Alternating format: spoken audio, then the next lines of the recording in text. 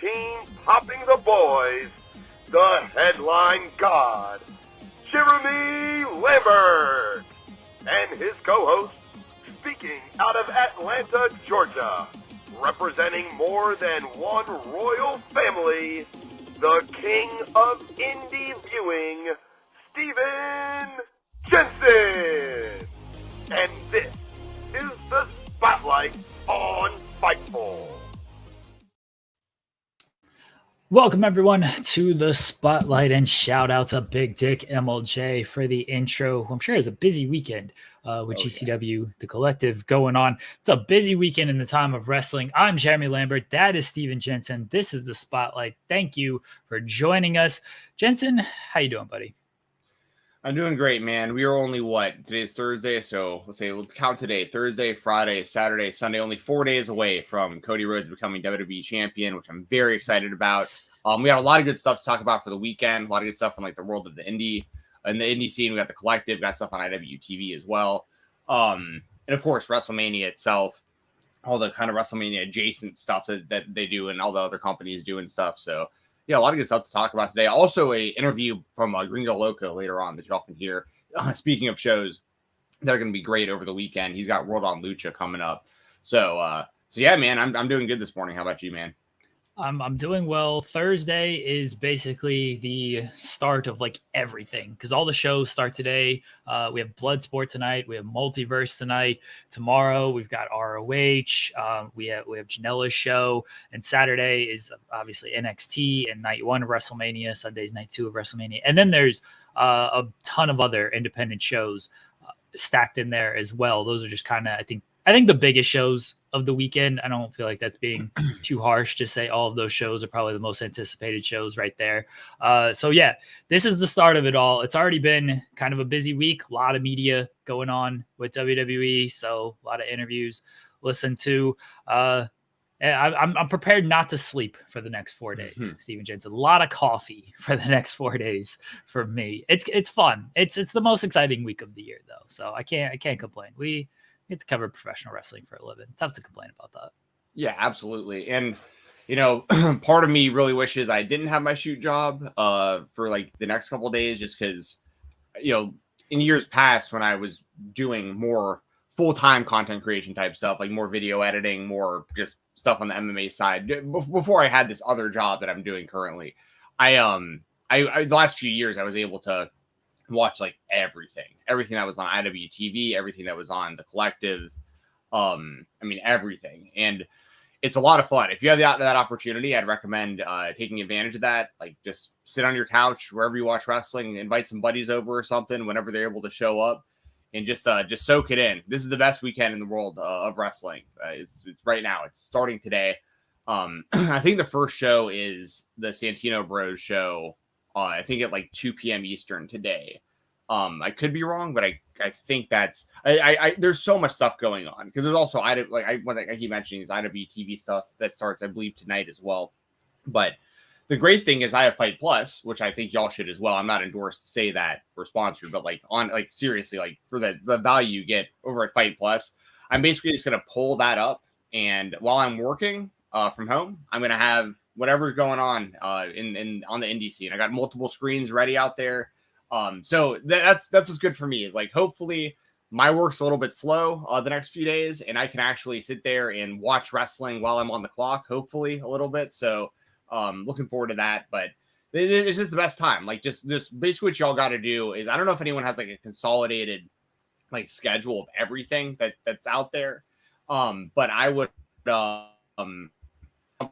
and just start Googling like GCW Collective, IWTV, WrestleMania weekend, and just trying to find everything going on right now, all the streaming and yeah, this really keeps saying it, but this really is the best week for wrestling all year. So it 100% is, and it kicks off. I think there were actually shows last night, and now there's going to be obviously a lot more starting today. So plenty of wrestling out there for you. It's so weird because it used to be like Friday, Saturday, Sunday. Then it like bled into like Thursday. Now it's like Wednesday. Now it's almost like a whole week of WrestleMania. So yeah, you're right. There's probably stuff I've actually already missed. So Yeah, there's already stuff that started last night, and it used to be. I remember I went down there for Mania 30, and like there wasn't a whole lot going on. Like WrestleCon Super Show was like the biggest non WWE thing, and that's still happening as well. I think that's tonight too.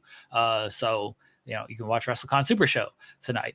So that was like the biggest thing going on, and it feels like the year or two after that was when it really exploded with a lot of independent shows, and then of course once WWE moved to 2 nights, then it was like, oh, well, now basically Saturday night's off the table because there's a WWE show running. So now we've got to start even earlier because WWE is taking up Saturday night for us. So yeah, that now it starts basically on Wednesday night nowadays. And then Thursday, like sort of big shows start, where before it was basically Friday was more of the was more of when the big show started. Guys, before we get into things, couple business items to take care of. We don't have official spotlight topics this week. We're going to make this a little free flowing, talk about just everything going on this week. Talk about what you guys want to talk about as well. So leave us comments in the chat. If you leave a super chat, that's much appreciated. That helps support Fightful, helps support the show, helps support Jensen and I. So we appreciate any of the super chats. So let us know what you're looking forward to on WrestleMania weekend, whether it's something from the independents, something from ROH, something from Multiverse, or something from WWE. Since it is their weekend, we wouldn't be doing this without them. So let us know what you're looking forward to in the comments or in a potential super chat. This episode is sponsored by the great folks over at Wrestle Rumble. Great friends Matt and the guys over there. Head over to WrestleRumble.com, sign up, get an entry into their WrestleMania Pick'em, and we will be giving away entries on this show as we have done in the past. If you would like to enter, leave a Wrestle Rumble in the chat. That's all you got to do. Just put Wrestle Rumble in the chat. You are officially entered. We will do the drawing at the end of the show around 11 o'clock once Jensen has to take off, and you'll be entered into the Wrestle Rumble WrestleMania Pick'em. First place gets $1,000. All right, folks, free entry, and you could potentially win $1,000 for nothing just by picking the WrestleMania matches. So leave a Wrestle Rumble in the chat. Get a free entry, then head over to Wrestle Rumble. If you do not win, sign up, get an entry, do your WrestleMania Pick'em, potentially win $1,000.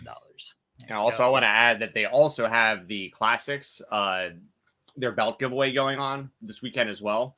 So for only $1 entries over there, they're giving away, someone's going to win 2 Classic Tag Team title belts. Someone's going to win the Winged Eagle dual-plated title belt, and someone's going to win the Intercontinental Championship. So they're giving away all those world title replicas as well over there at WrestleRumble.com this weekend. So get in on the contest for the Pick'em, and then also throw a couple bucks in there because you might wind up winning hundreds of dollars worth of. I mean, look at our friend Cher.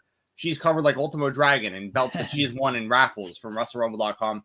The prizes are real. Check them out. So yeah, once again, thank you to Wrestle Rumble for being a part of the show as always. Yes, shout out to Wrestle Rumble, and you can go back in time, not technically, but if you search for a Wrestle Rumble interview, we did talk to Matt. We did talk to Matt about a year ago. Now already been doing the show this long. Yeah, it was sometime last year. So we did talk to Matt last year. You can learn the origin of Wrestle Rumble and everything like that. Matt is a great dude. He actually messaged me about the Lakers getting trading LeBron James to the Mavericks yesterday. This is a very off-base rumor that's definitely not happening. All right, guys, let's get into it. It's Mania week. We got Chi-Town Spurs. I mean, we gotta start. We gotta start here. Sorry, Codelander. Honor is stealing the weekend. I know not for you, Stephen Jensen. You are a big ROH fan, but this weekend it's all about adrenaline in your soul. Yeah. New undisputed WWE champion, Cody Rhodes. Absolutely. And to be fair though, from top to bottom, you're just looking like on paper at the best card of the weekend. I mean, Super Card of Honor, like that very well could be the best show of the weekend. Like start to finish, the 8 matches that they have like officially on their card. So I'm actually not gonna like disagree with Chi-Town Spurs, to be completely honest. Like I think that show, I think Super Card of Honor could potentially be the best show of the weekend. But the biggest moment, obviously, the thing I'm the most looking forward to, of course, I'm repping for the roller coaster right now, as always. I gotta have my Cody Rhodes stuff on, ready to go, supporting. It's one of those things though, man. Like my friend, it's funny. So I have my brother and my buddy Hughes. But Hughes comes over for AEW most Wednesdays. He was here last night. He's going to come over for night 2 of WrestleMania. And I think my brother is as well. But they were both like, listen, man, like, if you don't want us to come and you just need to like watch this alone, like, we get it, because they're like, if he loses, we don't really think we want to be around you if he loses, you know, like, and I was like, dude, I'm going to be crying either way. I'm going to be crying. It's either going to be victory tears or like, I'm going to never watch. Here's the thing. I might never watch WWE again regardless, because either way, like, Cody winning the title is peak. Like, that's like, I don't know if it's going to get better than that. I've been waiting for something like this for 30 years of watching wrestling. So it's like the brink of like, where's it go from here? But then the optimism there is like, okay, now he's got the title. I'm looking forward to this world title run. So I'll be watching Raw every week with him as the champion. So it sucks to be back in big time as a fan for the WWE. If he loses, I have no reason to watch the show ever again. Like, if you're not going to go all the way with him now, what are we doing? Like, what are we doing? So, yeah, this is humongous. We're probably gonna need to like smash proof my place a little bit. Maybe like move some like the glass, and yeah, it's gonna be intense, man. I'm looking forward to it. There's been a lot of people who have reached out to me like, dude, you have to record something while you're watching that match. I mean, I guess I could, or I could tell, like, I could ask like one of my buddy if I know I'll be watching with at least a few people. So I don't know, maybe I'll ask them to like record me during it at some point too. But I don't know, man. I'll definitely record a reaction right afterwards for sure, win or lose. But yeah, I mean, that's like the big moment of the weekend for me. Obviously, that's the big moment of me as like a wrestling fan. Like, I mean, this is huge. So I'm really looking forward to it. And it seems like the fan base wants it, you know, that he's super over. The story's been great. Roman's been incredible, like, as the champion. It's just, at some point, someone's got to beat him, and they just have no better opportunity than Cody right now. And I don't think they're going to have a better opportunity anytime soon. So like, this is just it. But once again, there's a lot of other great stuff this weekend. I'm not going to sit here and just say like the weekend's only about Cody Rhodes. There's a lot of great wrestling. I'm going to be watching a ton of stuff. Like I said, I'm pretty sure at 2 p.m. there's a GCW show like this afternoon, and I can't wait. I get really excited about that. I love afternoon wrestling. Especially when I have to be working a real job, and like, you know what I mean? Like, hopefully I can keep an eye on it, you know, keep me entertained throughout the day. So, man. And then like Sean's out in LA now already, right? Yeah. So like, we got like Fightful's touch ground over there. I'm sure Will's out there. I'm sure there's plenty of people out there. So like, that's, yeah, this is a great weekend for, and by the way, make sure to put your questions and stuff in the chat, because me and Jeremy we want to know what y'all are looking forward to this weekend, and we want to elaborate on that too. Got a few super chats as well. Thank you. Do you take it as serious as, like, will you like be super upset if Cody loses? Like, because I'll never watch the show again. Yeah, like, I'm serious. I'm very serious about that. Like, I'll be really, really, really angry if they don't do this. So you take it as serious as like sports, because I'm definitely this way with like real sports. Like, if my team loses, I'm like, no, I just can't. Like, I'm walking the streets, I'm punching things. Like, I get the wife is like, I'm not coming near you right now. Your team just lost the playoff game. Like, I can't do any of that. Like, you take it that serious of like, you're gonna break stuff. Like, yeah, I mean, I don't know if I hopefully won't break stuff, because I don't want to like ruin anything that's like actually important, you know. But like, no, it's serious, because even with my Minnesota Vikings, like, my expectation level, I guess, is so low that I want them to win a Super Bowl. That's like one of my, outside of this Cody thing, my biggest goal as like a fan of anything is the Minnesota Vikings winning a Super Bowl in my lifetime, because they've never done it before. And but every time that they get knocked out of the playoffs, like the first round, usually, like this past year, it hurts and I'm bummed out, and I'm like kind of like you, like I'm kind of walking the streets type thing, it's kind of like, don't bother me for a second. But like, this will be a lot worse than that. Like, this will be a lot worse if Cody doesn't win this title. Because it isn't just about me and my fandom. It's like, if you're not gonna do this now, what the hell are you doing? Like, there's no other, like, if you weren't going to go with Sammy, right? Like, I'll even give Sammy the credit there, because I was obviously very pro, don't give the title to Sammy, wait on Cody. But Like if you're going to squander that and then also not go through with Cody, and then it's like, oh, you know what I mean? Then what? You know, and also with the whole bloodline story, like obviously Sammy and KO are going to have to win the tag titles. Like this whole finish the story thing isn't even just about Cody. It's like this whole thing needs to be put a bow on it.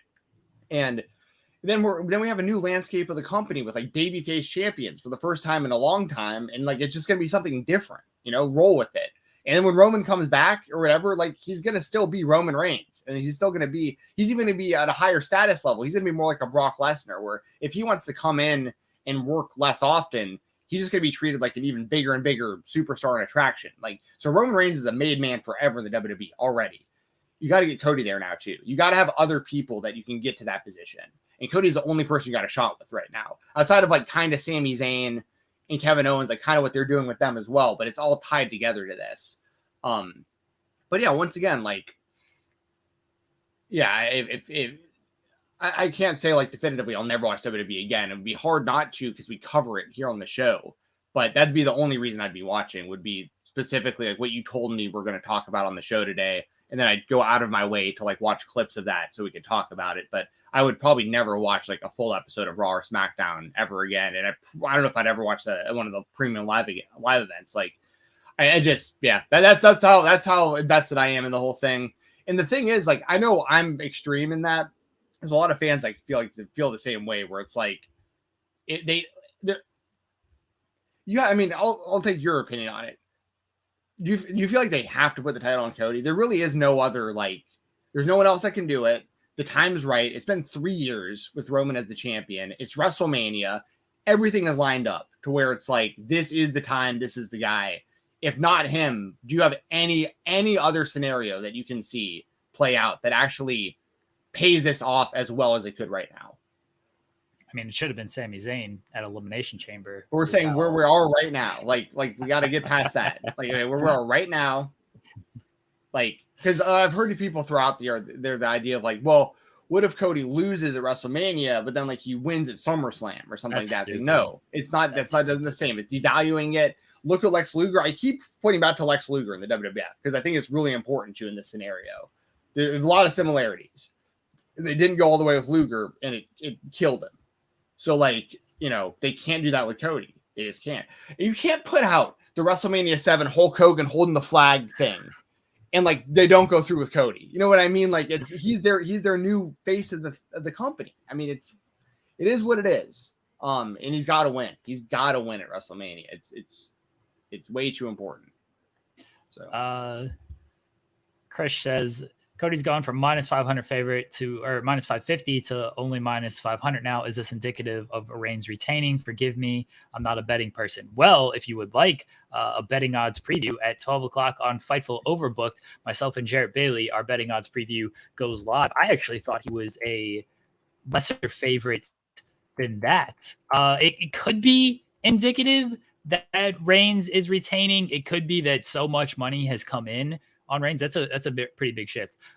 It could be that so much money has come in on Reigns that has shifted the odds. There's a little bit of a groundswell for Reigns retaining, and I think I honestly think it's just people trying to be contrarian and talking themselves into 1,000 days. They need to hit 1,000 days type of thing. I'm completely with you, Jensen. Like, this is the time to do it. This is the person to do it. You're not going to have a better opportunity than this with Cody. Yeah, Cody's at minus 500 right now. Reigns is at plus 300.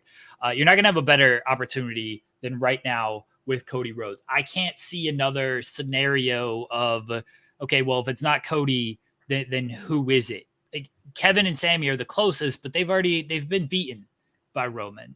So it's going to be tough to heat them up to the point that Kevin was at the Rumble or Sammy was at the Elimination Chamber. I don't know if you can heat them up to that level again, because Sammy, where he was at Elimination Chamber, that was like all-time heat right there. And you're not going to get that in like Detroit. Sorry, Detroit. And same with Cody. Like, you're not going to get, if he loses this, like, you're not going to get that heat all the way back for SummerSlam. Because I think you're right. It is a very much a Lex Luger scenario where you've built this to this point right now.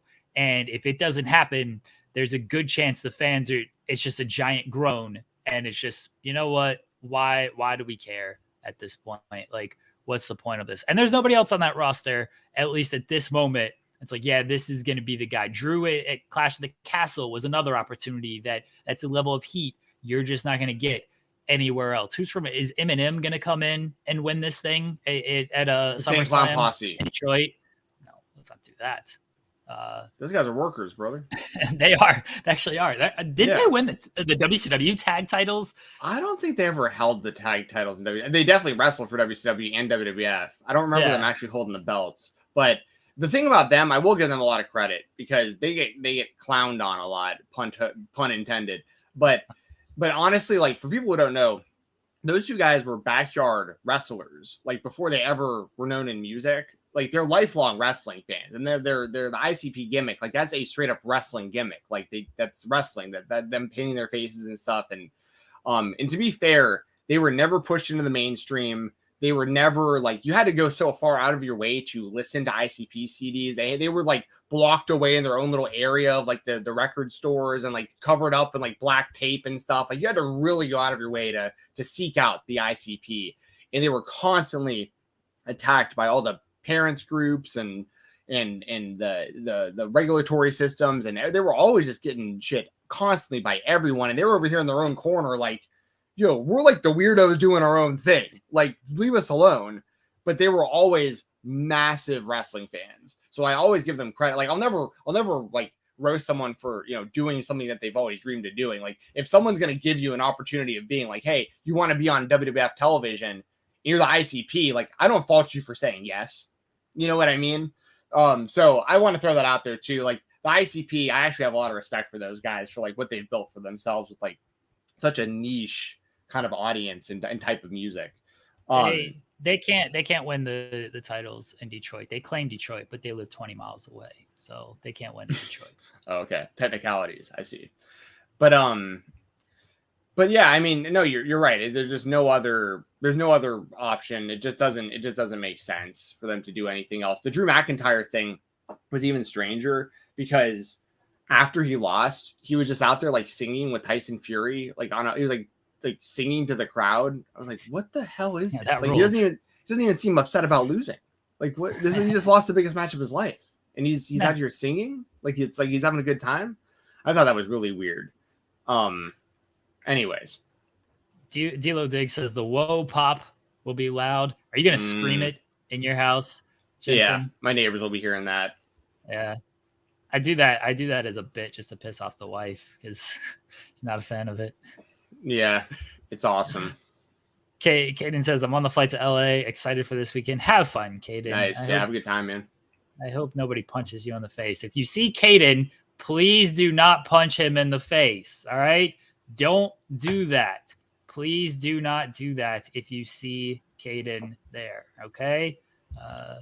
Antoine says Cody and the White Sox both winning this weekend. It is baseball opening day today. Mm-hmm. And Gray says we would all get so mad at part-time champ Brock. No different with Roman. Champs need to be there. Raw especially. It's Cody's time. That's the other big argument for Cody is like he's going to, do the 365, 24/7 schedule, be there every week, make all the towns, brother. And Roman, of course, hasn't done that for a couple years now as his champion. So that is a big argument in favor of Cody. And I don't disagree with that. I don't need Cody wrestling every week as champion. Like, no offense to Ludwig Kaiser. I don't need him wrestling random matches against Ludwig Kaiser as the champion. I think there's a healthy balance between what Cody probably wants to do of wrestling every week and then what Roman has done of wrestling every other month.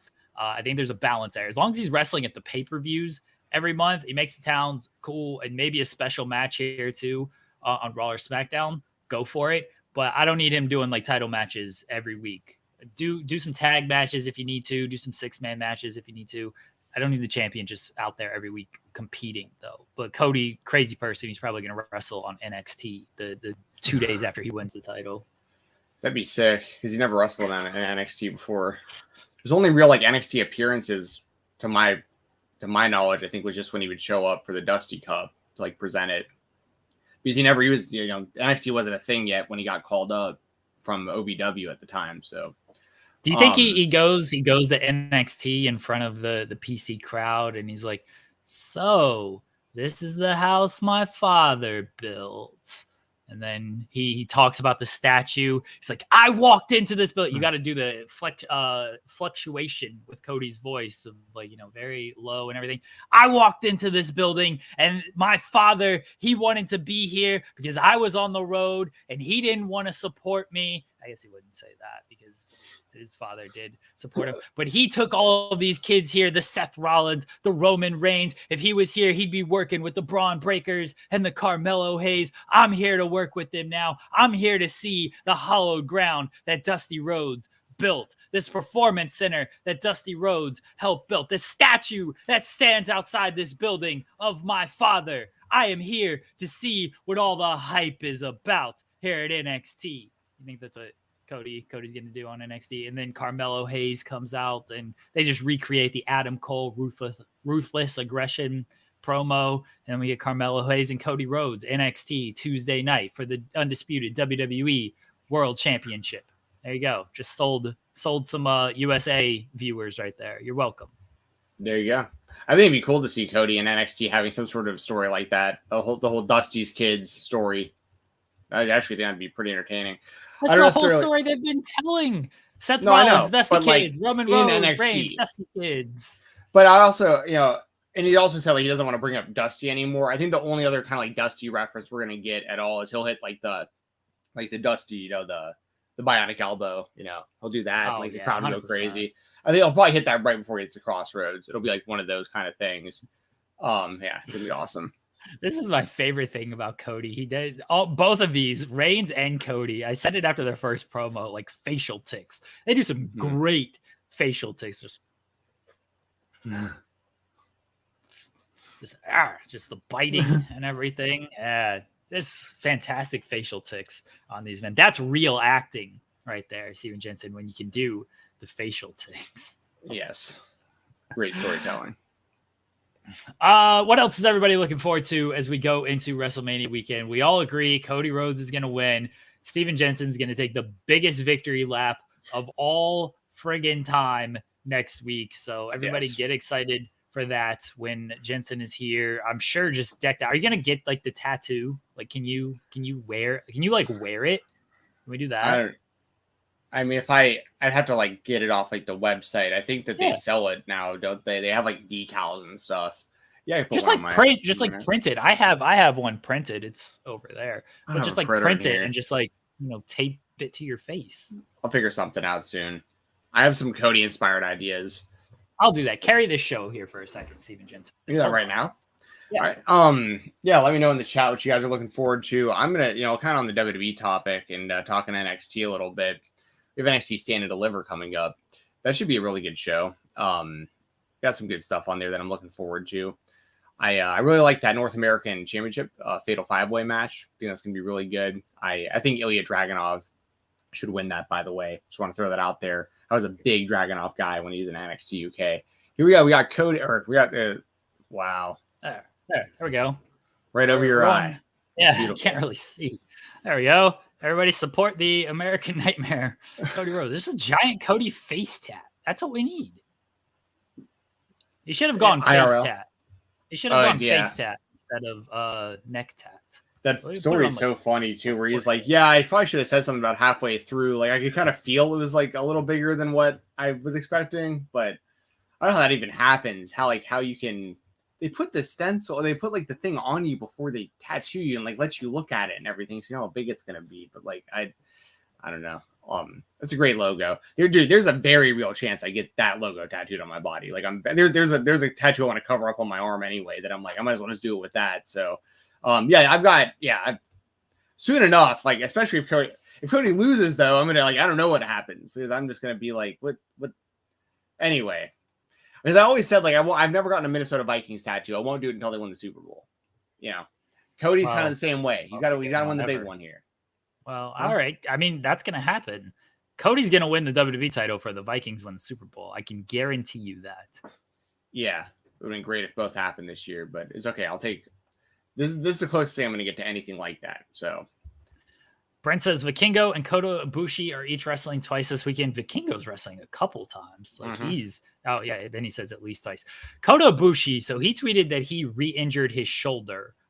It sounds like he's still going to wrestle. The match against Speedball is tonight at Bloodsport, and then the match against Janela is tomorrow night at Spring Break. It sounds like he's still gonna push through it. He said he was like second day. I'm doubtful, but I didn't know if Kota Ibushi can be tough to decipher sometimes. I didn't know if that means like, oh, it's like day 2 of this injury and like I'm a little bit doubtful, or day 2, which would be the Janela match. Like I'm doubtful I can wrestle in that match. I'm not getting my hopes too high when it comes to Ibushi, at least with the Janela match. Sounds like he's going through with the Speedball match. How it's going to be, I don't know. I love Kota Ibushi, one of my favorite wrestlers to watch, just because I love his style, and now he's going to have apparently a more like MMA style. But he hasn't wrestled since October 2021. He's been off entire year. Apparently his shoulder is now banged up again. Speedball is great.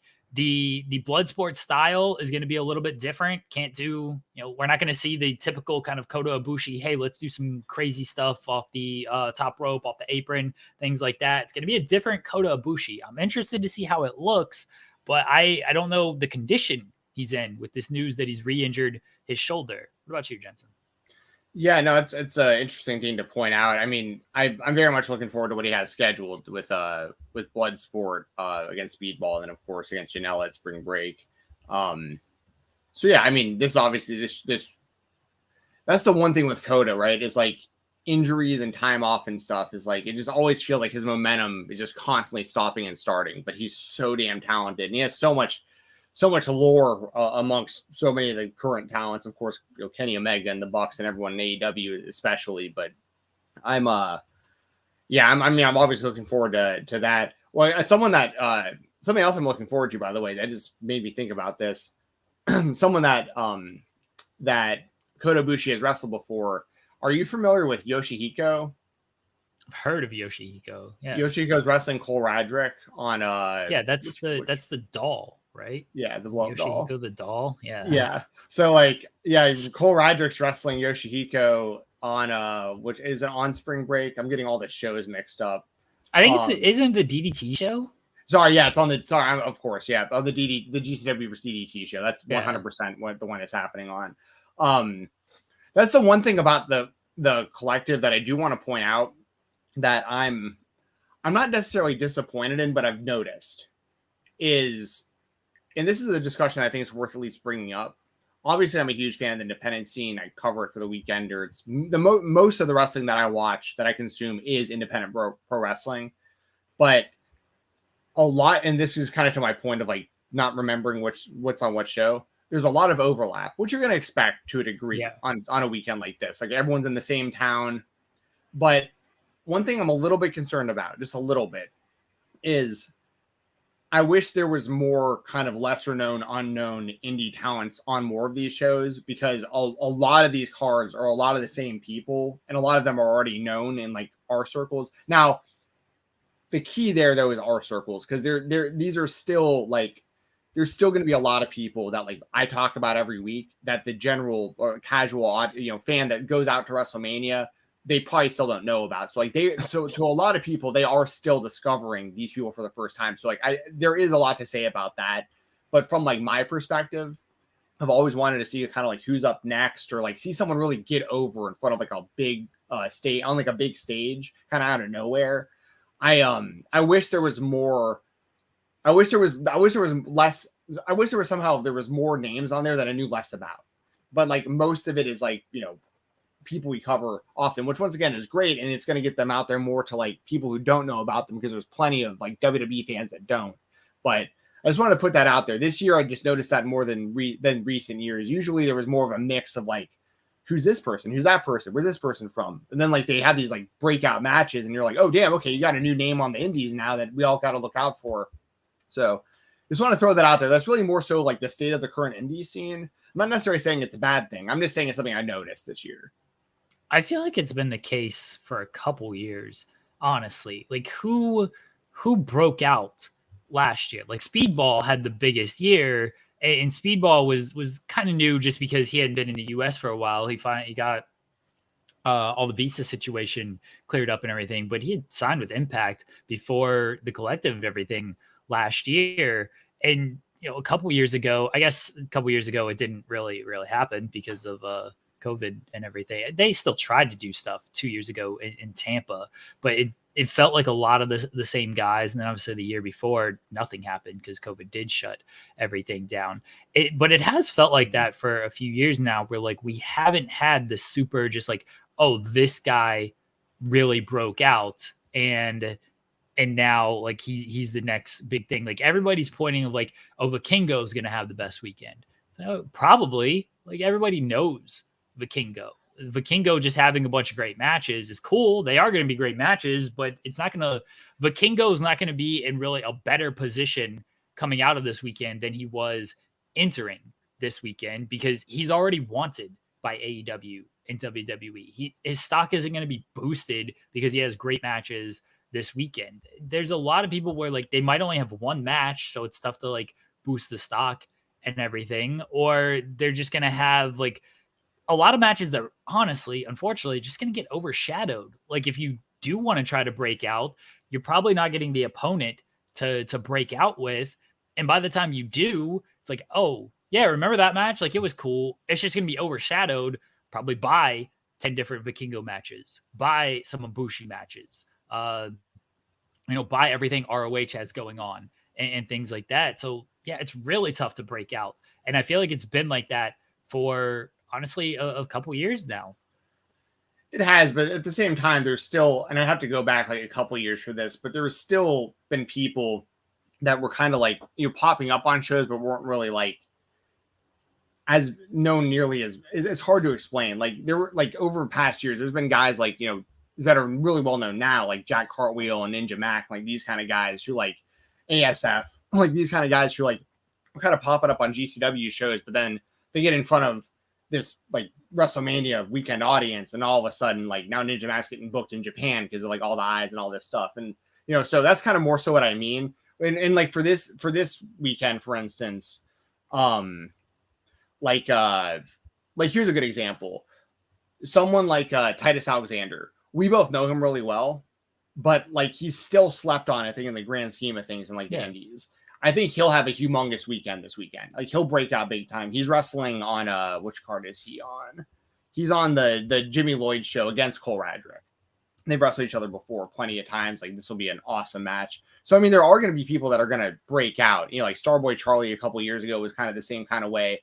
But I know what you mean though. I agree with you. It's just there's also like, I guess kind of my thing is like, there's a lot of guys like we've interviewed in like the Southeast, especially, but that's just more so because I'm from that area. But like, if there was like a Hunter Drake or like a Derek Neal or like, something like that, there isn't someone like that on these GCW weekend shows, So here's my thing. By the way, guys, if you're here, if you weren't at the start of the show, we are sponsored by Wrestle Rumble today. Leave a Wrestle Rumble in the chat, get a potential free entry into their WrestleMania pick'em. That's all you got to do. Leave a Wrestle Rumble in the chat. So here's my thing with like a Titus Alexander. He has, from what I'm seeing, 2 matches. He has the Cole Radrick match at the GCW show, Jimmy Lloyd's GCW show, Friday morning. And then he has, again, a match against Michael Oku, who is fantastic. Mm-hmm. And that's at the Prestige show on Friday night. Both those matches should be good. But it's 2 matches.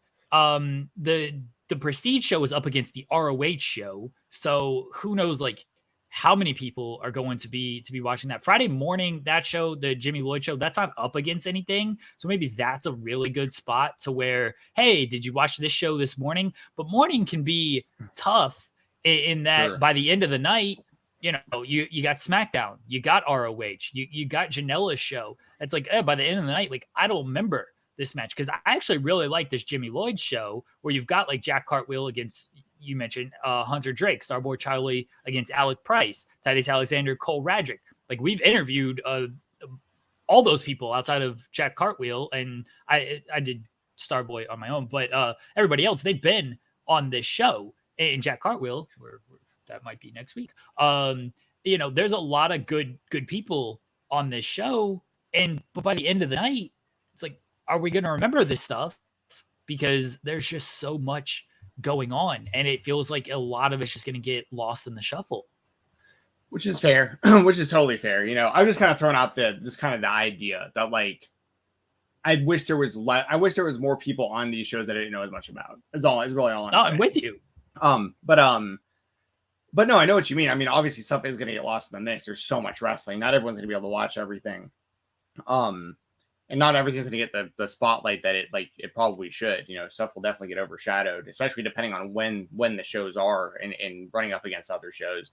So yeah, I'm definitely with you. But yeah, I mean, there's a ton of great stuff. These shows are stacked. But there's a lot of, it's just a lot of overlap. You're seeing a lot of the same people on a lot of the same shows. And it just is what it is. Like, I'm not saying that's necessarily a bad thing. I'm just saying, once again. Okay, so how do we fix this? Do we need less shows being run? No. Do promoters need to diversify like who they're actually booking for these shows? Like, they don't. What do you do to like fix this? Well, it's not something they need to fix, I don't think, necessarily. Like, I'm just saying, like, personal preference, because I think what they're doing is actually the smartest thing they can do. They're putting names that most people are going to know on shows and selling tickets and selling streaming. Like, I think it's actually smart. I'm just saying, like, to answer your question, what they have to do for me, like, for what I'm talking about, they would just have to essentially invite people that people don't know as well. I mean, it's honestly that simple. I know it sounds very basic, but like that's pretty much it. Like, but once again, it's like if you have the option of, bringing in Too Cold Scorpio or bringing in, someone only 100 people have ever heard of that works, in indie in a bar. Like, I get why you would bring in Scorpio. You know what I mean? It's like, it's obvious why you would do that. And and I love Too Cold Scorpio. He's just a random example I'm bringing up of like a veteran everybody knows.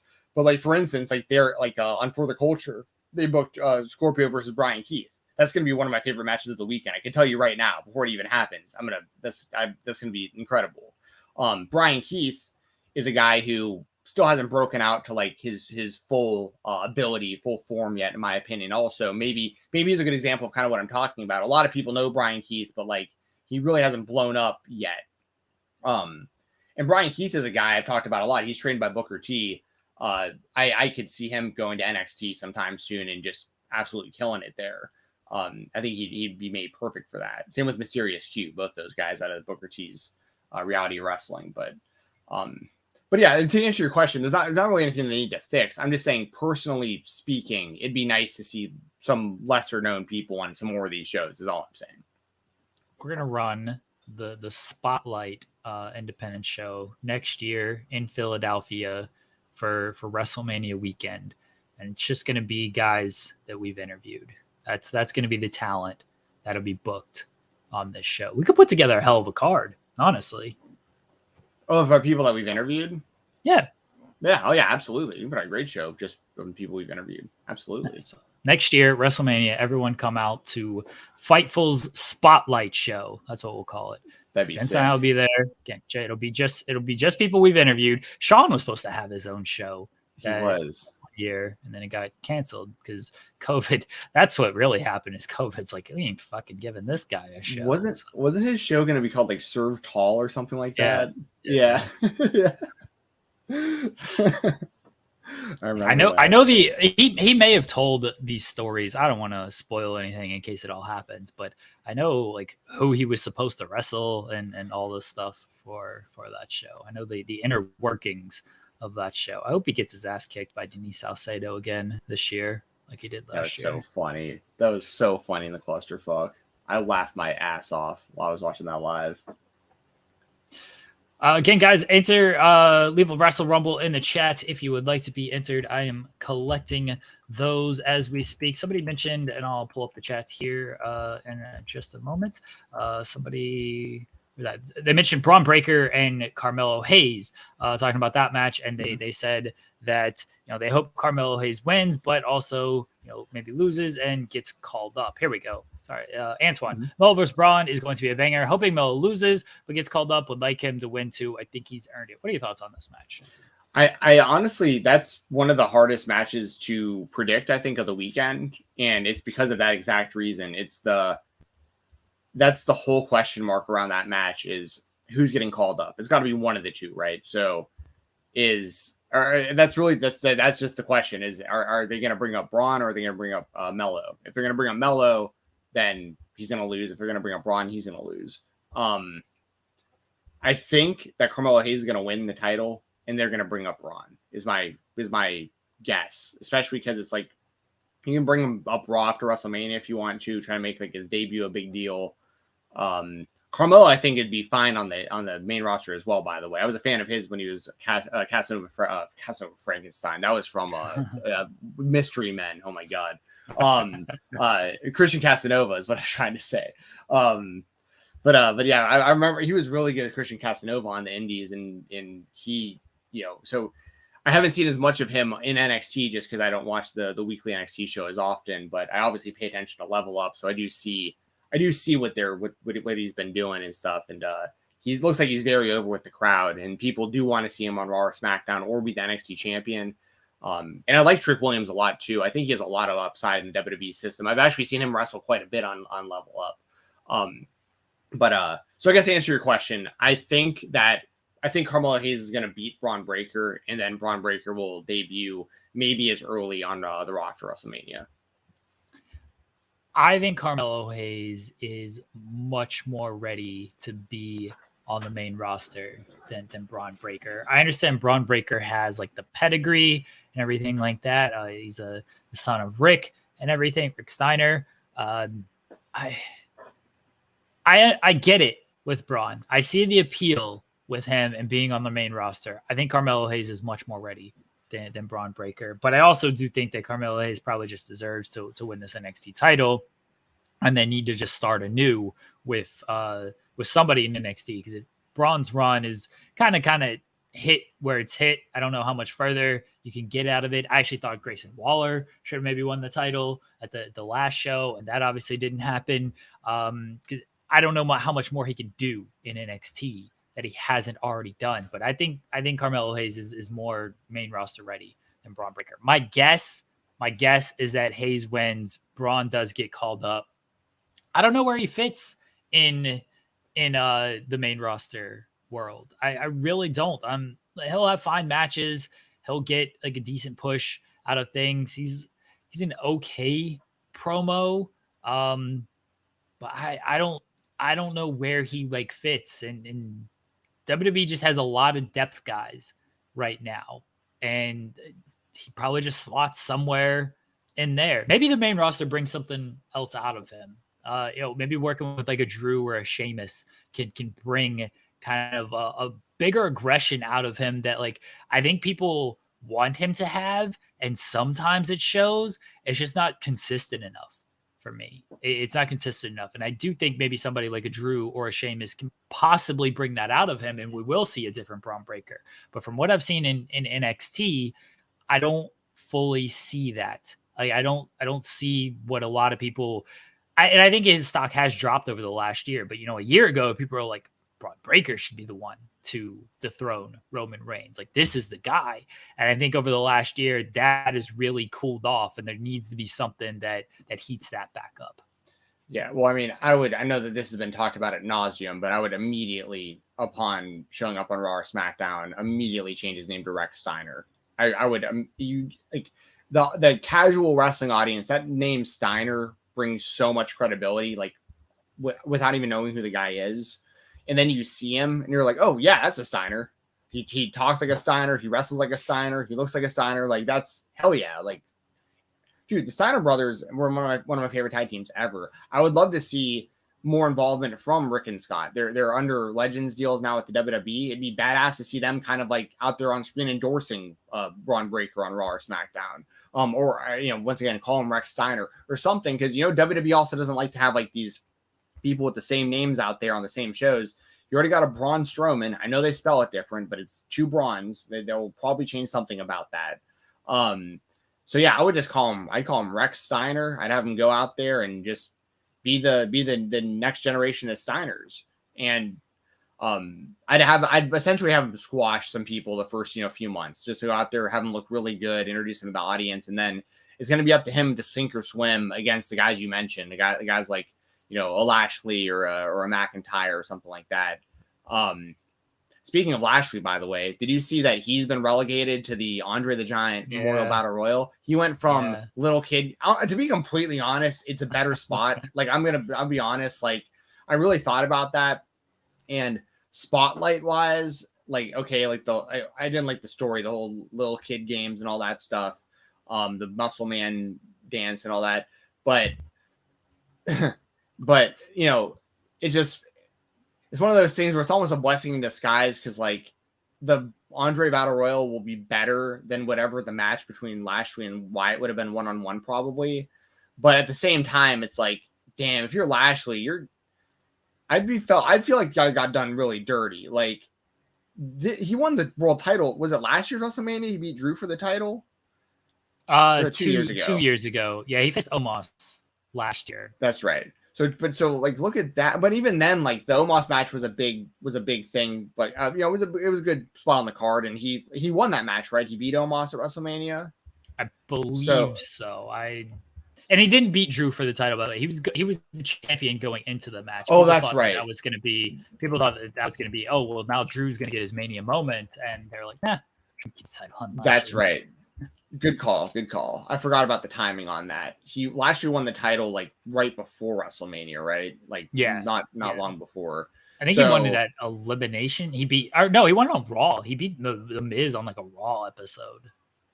Is that what it was? I can't even remember exactly how that went down. Yeah, Lashley beat Omos last year. Okay. So I guess my point is like, okay, WWE champion 2 WrestleManias ago, still in a spot where like you take down the unbeatable Giant at WrestleMania last year. This year you're supposed to go in there playing little kid games with the Wyatt family, but like now you're just one of like however many 30 people who ever in that Andre the Giant Battle Royal. And I think that Lashley, given his position on the show, he just deserved something a lot better than that. Like put him in the Intercontinental title multi-man match or something, like just something that actually matters or more. And then one other thing I want to bring up real quick, because I saw this gaining a little steam. I had some comments and like a something I tweeted in regards to this, and I saw some people talking about, they're like, man, what they should have done is like it should have been LA Knight versus Lashley, because like neither of them have anything to do, and like LA Knight rules. And I was like, you know what, I'm good with the Battle Royal. Like if it's down between if the options are a one-on-one with LA Knight or a one-on-one with Bobby or a one-on-one with Bray Wyatt, I'll take Bob. I think Bobby Lashley's best case scenario in that scenario is still the Andre Battle Royal. So what are you hating on LA Knight for? Yeah, dummy. Not for me. What he needs to do is if you start wearing LA lights, like the shoes that light up, then I'd have more respect for him.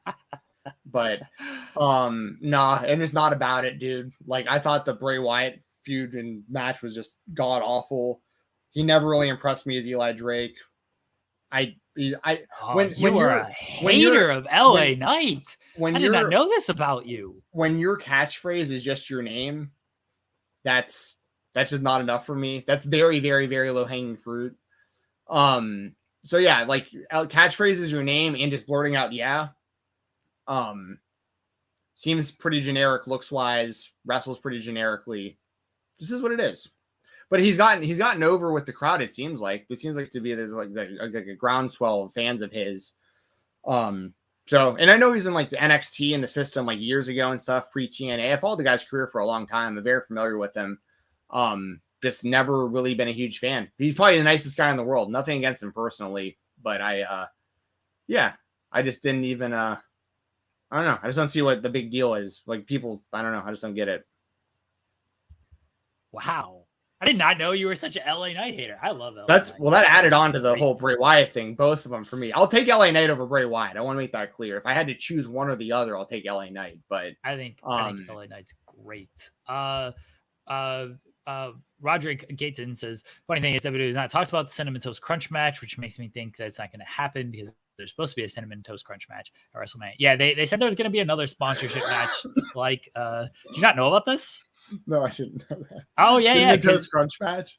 Yeah, so they they did the Mountain Dew Pitch Black match. We're just talking about Rumble. it. Yeah, and the Craig Stemmel, the vice president of like marketing, he mentioned that like, oh yeah, we're gonna have another sponsorship match for WrestleMania, and they partnered with Cinnamon Toast Crunch to do cinnamon luchador cinnamojis is what it is. And everyone was like, oh, that's gonna be the sponsorship match. Ray's on like the box of like the Cinnamon Toast Crunch and everything. Maybe they shoehorn it into the Mysterio feud, which would be great. Dominic Mysterio coming out here like, all you ever fed me during my childhood was Cinnamon Toast Crunch. You never gave me a real meal. All I had to eat Cinnamon Toast Crunch my entire life for breakfast. Best dad ever, dude. Cinnamon Toast Crunch rules. If I mean, you were it's getting... great, but let's not say this is like every single meal you need to be feeding your kid. Like, you're just torturing your kid by making him only eat Cinnamon Toast Crunch his entire life. Give the kid some real food instead of cereal for dinner every night. Shooting on people who don't know I'm shooting on them right now. Well, I'd be happy to see a Cinnamon Toast Crunch. Well, I shouldn't say happy, but like I like Cinnamon Toast Crunch more than I probably like Mountain Dew Pitch Black. I've never tried Mountain Dew Pitch Black. I like the regular Mountain Dew. Cody said Pitch Black was good though. I believe him. I'm sure that had nothing to do with them being sponsored or anything. Yeah, Cody, definitely the one to tell the truth. Cody Rhodes. My favorite bit is I wrote the article of Cody saying he almost got into a fist fight with Seth Rollins backstage, which I don't believe is true at all, by the way. And then everybody in like the quote tweets in the comments just uses the Danielson, like, love to lie. Cody Rhodes taught me how to lie headline that I used. Like, yeah, that's what Cody is doing here. Real quickly on Lashley, somebody brought up Denise Salcedo, her interview with Bobby Lashley, and him saying like he has no idea what he's doing. They're maybe still trying to figure it out and everything. By the way, shout out to the GOAT, Denise Salcedo. I think that here's my kind of prediction for Cody Rhodes, or not Cody Rhodes, sorry, Bobby Lashley. You do Omos and Brock, right? They have that match. I think Brock wins that match because of course he does. And Brock just continues to like beat up Omos. And he's about to threaten MVP. He's about to beat up MVP. Lashley comes out and he saves MVP. There's unfinished business between Brock and Lashley because that was a DQ. That was a stupid finish to get out of it because of the whole Wyatt stuff. So there's unfinished business there. We've seen the hints of Hurt Business, which have kind of been dropped over the past few weeks, but they keep bringing it up in interviews. Lashley mentioned Hurt Business in the interview with Denise. So Lashley comes out, saves Brock. We get the Hurt Business reunion, feuding with Brock, heading into whatever. I think we need a fight pit match between Brock and Lashley, by the way. I think you got to do that match. I think Lashley should go over in that match as well. Whether Brock's willing to do that's a different story. But I think this is how you maybe get a Hurt Business reunion at WrestleMania, is Lashley saving MVP after the match between Omos and Brock. That's my prediction. Throwing that I out like there. that. I mean, I know the fan bases wanted to see the Hurt Business reunite or like a new version of the Hurt Business. And let's be honest, the entire reason, and I said this from the very start when it was even hinted that this match was going to happen, the only reason they're doing Omos versus Brock Lesnar is 100% because of the WrestleMania moment where we're going to see the visual of him F5ing Omos. That's the only reason this is happening. So it's going to be a really cool visual seeing him put Omos up on his shoulders and spinning him around and pinning him. It's going to be badass. But I like your idea afterwards. I think Lesnar should go after MVP, and then Lashley should come out and save him. I think that's actually the perfect scenario, I think. Also, I'm actually logged in today. I forgot I was still logged in. What's up, V? We got I've tried to pull a V Infuso. Let me pull that one up first. V Infuso, what's up, man? We actually interviewed V, and you'll be hearing an interview from him on the show within the next couple weeks. So tune in for that. Great interview. And V chimes in about the cereal, says a full balanced breakfast also includes a nice bowl of Fruity Pebbles. I'm sure John Cena would agree. Yes, I'm fine with having cereal every morning for breakfast. That's not an issue. Don't feed your kids cereal for dinner every single night, especially something like Cinnamon Toast Crunch, which is just loaded up on sugar and everything. Bad for their teeth, bad for their health. Give them something different. Don't feed your kids cereal every night for breakfast. Nah, I'm saying, or for dinner. Hashtag YOLO. No, absolutely not. Jensen, don't when and if you have kids, Stephen Jensen, be a better father than giving the cereal every night for dinner. All right, that's all I'm saying. Okay. What was the other super chat that I accidentally erased there? Here we go. Chris says, sorry to harp, but as much as I'm Cody, Marcus, Steven, what odds pattern do you guys think we should look for in regards to the main event? If it continues to swing for Roman Reigns like it has, if Cody went from minus 550, I haven't checked the full odds. They kept up with it fully. I just saw what I saw yesterday when we were doing the show. To now minus 500. That's still, Cody is still an overwhelming favorite. I think he's like the third biggest favorite on the show outside of Kevin and Sammy and Rhea Ripley. Those are the only two people I believe that have better odds than Cody Rhodes. So he's still an overwhelming favorite. If that goes down a little bit, then maybe, all right, there's something to maybe Roman winning, but minus 500 is still, that ain't a big enough shift to where it's like, oh, Cody is like going to lose this match. Yeah, true. And then I was just going to ask you, Rhea Ripley is like a massive favorite over Charlotte. That's what you're saying? Oh, she's minus 1,000 in that match. They're very confident in Rhea Ripley, which I ain't got that much confident in because it's Charlotte Flair at WrestleMania and hashtag bow down. Exactly. Yeah. Charlotte Flair on pay-per-view in general, like rarely loses. I still, for my Wrestle Rumble picks, like I'm going to go with Rhea personally. I think that they will go all the way with her there. Cause like with Charlotte, especially, she'll just wind up on whatever the other show is and then just win that title afterwards. So, but yeah, I'm surprised the confidence that the odds makers have against Charlotte on pay-per-view, especially being WrestleMania. I'm with you there.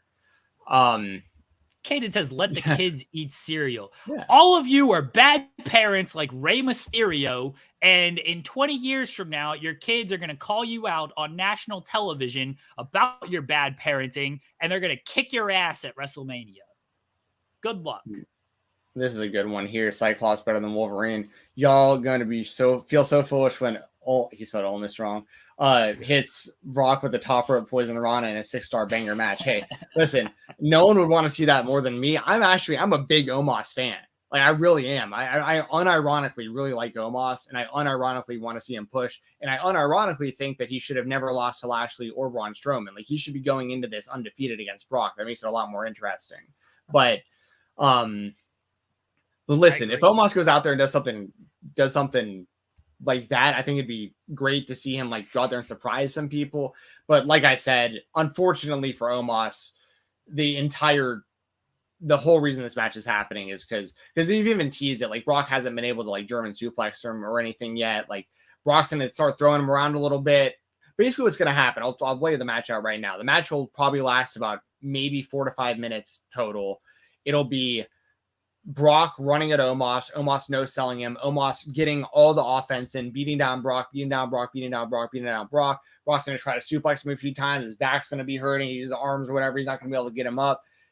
Within about 4 minutes or so, Brock will eventually start being able to suplex him. And right when the momentum starts swinging and the fans are going crazy, he'll put him up on his shoulders, F5, and then pin him. That's the match right there. So, but I think it'll be entertaining as long as Omos can like hit the spots he needs to hit. I think that visual there is what they're going to show year after year on the promo videos and stuff. It's just going to be the video of Omos up on his shoulders and Brock throwing him around. The closest thing we've seen is remember when Brock F5'd that shark? Remember that rolled. Yeah, it's going to be like that. Yeah, exactly. Caden says, I'm an Homo sapien. And Antoine says, Stephen Jensen, avid LA Knight hater, known Homo sapien. Boom. Let's go. Don't dab. Don't do that. Oh, dude. Logan Paul's on Mania, baby. We're dabbing. Sheldon Jackson, are either of you going to watch First Take on ESPN? Because apparently they're going to announce what matches are taking place at what night at Mania. I saw that, and Stephen A. Smith is also going to interview Nick Khan. Once I'm done with this show, I'll be tuned in, locked in, and watching all of that stuff. But yeah, they're going to announce what matches are going to take place at what night. Which I'm not too like that. That doesn't really. I got to watch both nights anyway. That doesn't really interest me. I am curious to see what's going to main event night one because it should be the tag team title match. Agreed. And I don't think it's going to be. Otherwise, like, I don't really care what match is night one, what match is night two. Again, like I'm watching both nights anyway. So whatever. Same. As long as Cody Roman is the main event of night two, which is like everything builds up to that, which it is, obviously. I'm just saying, what if they put Seth and Logan as the main event of night two? Would you be okay with that? You're a big Logan guy. No, I wouldn't be okay with that at all. Let's not get crazy here. But obviously Logan moves the needle for them in a lot of ways that other people can't on their show, and I respect that. His contract. I think him and Rollins, by the way, is going to be a fantastic match. I think it's going to be really good. He said his contract was up after this match. Are you going to shed tears that this could be the last Logan Paul match in WWE? No.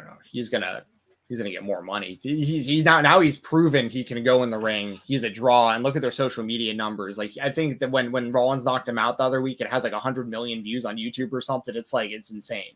So his punch sucks. So all that's, I'm not going to dispute that, but all that, I'd still take him over CM Punk in a real fight. But the thing is, all he was smart. They were probably trying to extend him the entire time he was there, and he's like, "I'll let it run out." He's going to negotiate as a free agent. He'll stay with the WWE. He'll just get a lot more money to come back for his next run. Wait, would he beat CM Punk in a fight?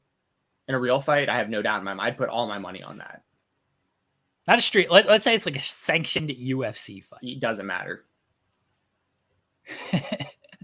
I'm not that serious. Logan would knock him out within probably a minute or two. I actually don't disagree with this because Logan has amateur wrestling background as well, so he's a better athlete than CM Punk. That goes a long way. Just being a better athlete. Yeah, I'm kind of with you. Did you see John Moxley's response to CM Punk? He's tired of this bullshit. I did. Absolutely. You guys talked about the Punk stuff last week. I wasn't here last week, and I said this on another show, but I think this is more proof that CM Punk and Rio could beat Punk in a fight. I think this is more proof that CM Punk ain't coming back to AEW, which I've said since the beginning, because people want to talk about, CM Punk will do business. It's fine. Like, yeah, CM Punk might be ready to move on after he's burned everything down. But the people who got to be there and deal with the ashes, they're like, hey, you're not just going to come back in here after we've rebuilt everything. You've already walked in here once after we built stuff from nothing. Now you've burned everything down and now we've had to rebuild and you want to come back again? Like this, it doesn't work like that. And if you watched AEW All Access last night. I didn't yet. No. Okay. Well, the way the Young Bucks talk about things, they seem very hurt by all of this. And I can understand why, because I think it was Matt got knocked out with the chair and everything. So like they seem very hurt by this. They don't want to talk about it. They talked about how it hasn't been good for them and everything. I don't know if they want this guy back in the locker room. And now he's of course calling Jericho a stooge. He's throwing Moxley under the bus with stuff. Like I said it at the beginning. I've said it for months now. I don't think he's coming back. And I think this lends more to that he is not coming back. Yeah. I talked about it a good bit last week with SP3. And then obviously there's been more sense because Moxley's on the interview with Renee now. But like, when Brawl Out happened and all that stuff with the press conference, I said then, I was like, I don't think we'll see CM Punk back. Like that was my gut feeling. But then more recently, I was like, you know what? Enough time's passed. CM Punk's healed or going to be healed soon if he isn't already. What I was hearing rumblings of was that they were working on something about him maybe coming back, or like at least the bridge hadn't been burned completely, and like they were at least talking to some degree. And then Punk, had to be a 45-year-old man whining on the internet again and put up an Instagram story that he deleted right away. And, just this, it's the same pattern of, we see this. It's just a pattern of this guy. Like, and the real problem is, even if you wanted to do business with him again in the future, what's to say he just doesn't do this again? It happens all the time. He whines publicly about stuff. And the problem for CM Punk now is, I'll give him his credit here. Individually, on paper, he still is probably the singular most valuable person that you could put on screen for AEW as far as like merchandise sales, TV ratings, interest, especially now with like how things have gone in the last year, especially. And what he did on the show was fantastic. I can't say enough good things about it. The MJF feud, especially one of my favorite feuds in wrestling history. Like, I mean, he killed it on the show. CM Punk did great. But he is not more valuable than like the Young Bucks and Kenny collectively, or like losing a Chris Jericho or a Moxley or a Hangman Page or people for your future. Like, so that's my point is like at one point, like 10 years ago, CM Punk had the kind of clout, I think, to where he could have made like some massive changes like that. He pretty much could have picked and choose LeBron James style, probably, of like who he wants on his team and who he doesn't. They would cater to him because he was just that valuable in comparison to everything else they had going on. It's not like that anymore. Like he's an aging guy. He's in his mid 40s. He's not going to be around much longer, even if he can go now. It's not going to be too much longer of a run, regardless. There's no way his body's going to hold up for the next like 10 years, maybe like 3 to 5, maybe 2, maybe another one, whatever it is. You can't jeopardize the futures of like Darby Allin, Jungle Boy, Guevara, Hook, all these people who are like are going to be on the come up for your company. If any of them have a problem with Punk, you got to prioritize them. If the Young Bucks and Kenny have a problem with Punk, you got to prioritize them. You can't prioritize Punk over any of these people we're talking about in AEW. You just can't at this point. And once again, if this was a one-time thing, that's different. But we're talking, he still has enemies from the indie scene from 20 years ago that still don't like him and still don't want to work with them. You had the whole debacle with how he publicly left WWE and how he publicly trashed them on Cabana's podcast, and the public fallout with Cabana himself, his best friend for all those years, and now they can't stand each other. You have this whole brawl out thing with CM Punk. Then you have this coming out of that, another public, like, dude, like, it's just not worth it. It just isn't worth it, in my opinion, to deal with that guy. He's not Michael Jordan enough anymore. It just is what it is. So that's kind of how I feel about it. Like, it's unfortunate. I don't know why. It seems like a lot of people don't want to work with them, and I understand why. I'm sure he has still his supporters. Sounds like FTR and like there's other people within the company that are really want CM Punk back and are still vouching for him. And I'm okay with that too. Guys like Brody Lee are hanging out with him a lot and stuff. Like, I don't have any problem with people who are supporting him or who are on his side and want to have him back and want to work with them. I'm just saying it feels like there's a lot more people that don't want to deal with them than that do want to deal with them. And I would really focus, if I'm Tony Khan, on keeping everybody happy that I can. It's going to be there long term for me. And if that means CM Punk's not around, that's what it is. Look, I'm with you. And again, I've said it for months. I didn't think he was coming back because for a lot of the reasons you mentioned and the bigger just personal reasons of it's just going to be tough to walk back in there and be like, hey, let's do business when there are still feelings involved. And I know people don't want to take feelings into account and they want to it's plug and play. And this wrestler does this and like, oh, get over it type of thing. But there are real feelings involved here. And I didn't think those wounds were like healed. And now he does this. I still don't think those wounds are even close to healed. Guys, in just a few moments here, we will be giving away our Wrestle Rumble entries. If you have not, leave a Wrestle Rumble in the chat. You get entered into the random drawing, and then you could potentially win a free entry into the Wrestle Rumble WrestleMania Pick'em. We'll be picking that. We're doing the drawing here in a second, and then you can contact Stephen Jensen after the drawing, and Jensen will give you whatever the information he needs to give you to get your free entry into Wrestle Rumble. Again, all you got to do, leave a Wrestle Rumble in the chat, get a free entry. ROH is kind of the biggest show of the weekend, I think, outside of WrestleMania. We got Samoa Joe against Mark Briscoe, Eddie Kingston against Claudio Castagnoli, the Reach for the Sky ladder match, and also Commander against Vikingo. Just added Hiroshi Tanahashi against Daniel Garcia. Big ROH show. What are you expecting from this Ring of Honor show, Jensen? As I was saying at the top of the show, dude, like, I think on paper this is probably the best card of the entire weekend of any of that anyone's putting on. I said it to, I think I might have told SP3 last week. I'm a little salty over the booking of Vikingo versus Commander because that match was already booked for GCW in Atlanta. So like, I'm going to see that. And I'm like, oh, they're going to do it before I get to see it. They're doing at the WrestleCon show. It's Vikingo, It's Commander, a triple threat. Black Yeah, and Taurus is in Taurus. that. Yeah, And which is gonna be I think fire. it's going to be great. I think Tony's going to tell them, like, just do the WWE style. One guy out of the ring, Taurus Commander, Taurus Vikingo, Vikingo and Commander not allowed to touch. Yeah, I mean, it'll definitely be two very different matches. And also, like, Taurus he's the man. Like, we actually talked about him with the interview you're about to hear soon from Gringo Loco at the end of the show here. We talk about Taurus. Other stuff on the show I'm really looking forward to. Obviously, anytime we get to see Shibata wrestle, that's special, especially given his history with injury and what he can and can't do nowadays and stuff. And like this, I think it's going to be awesome. I'm really looking forward to him versus Yuta. Speaking of Yuta, I think it's badass. The whole Blackpool Combat Club versus Elite stuff that they got going on now with Danielson officially essentially like rejoining the Blackpool Combat Club because he hasn't really been associated with them like since like the MJF feud really. And I love that Yuta's in that spot.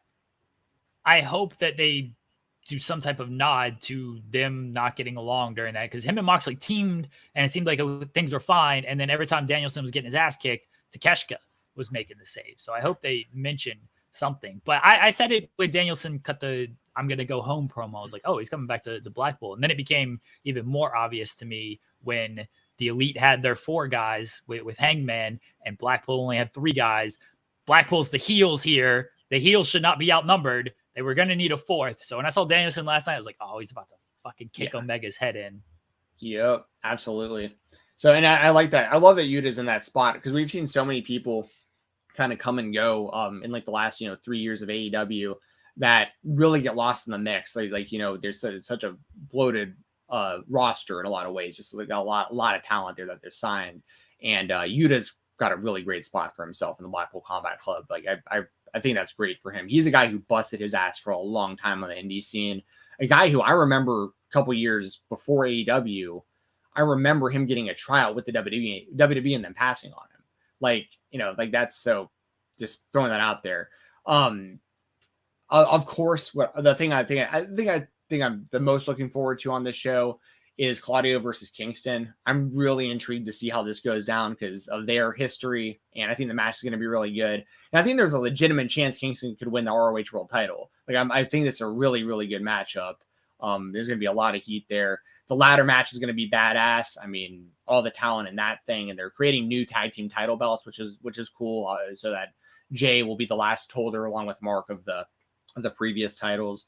We talked about this before. Do you think Mark Briscoe beats Samoa Joe? Because I'm still on the fence about that. Yeah. I think it would be a great moment for Mark to do it, and I think I'm going to officially choose him.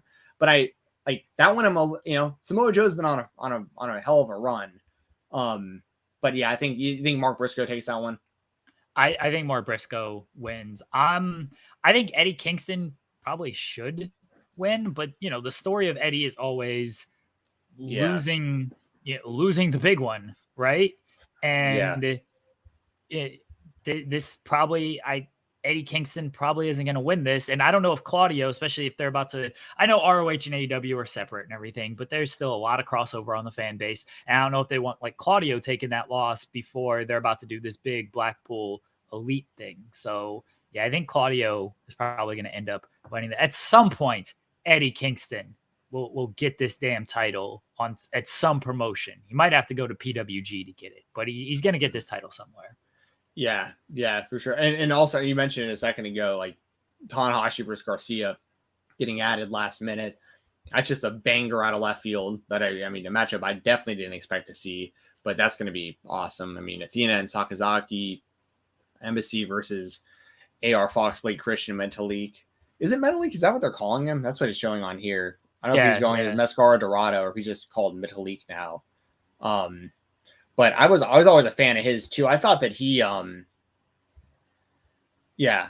thought that he really should have done a lot more in the WWE system. Like I remember him getting to the finals of the Cruiserweight Classic against TJP and thinking he was going to be like the next kind of like Mysterio guy for them.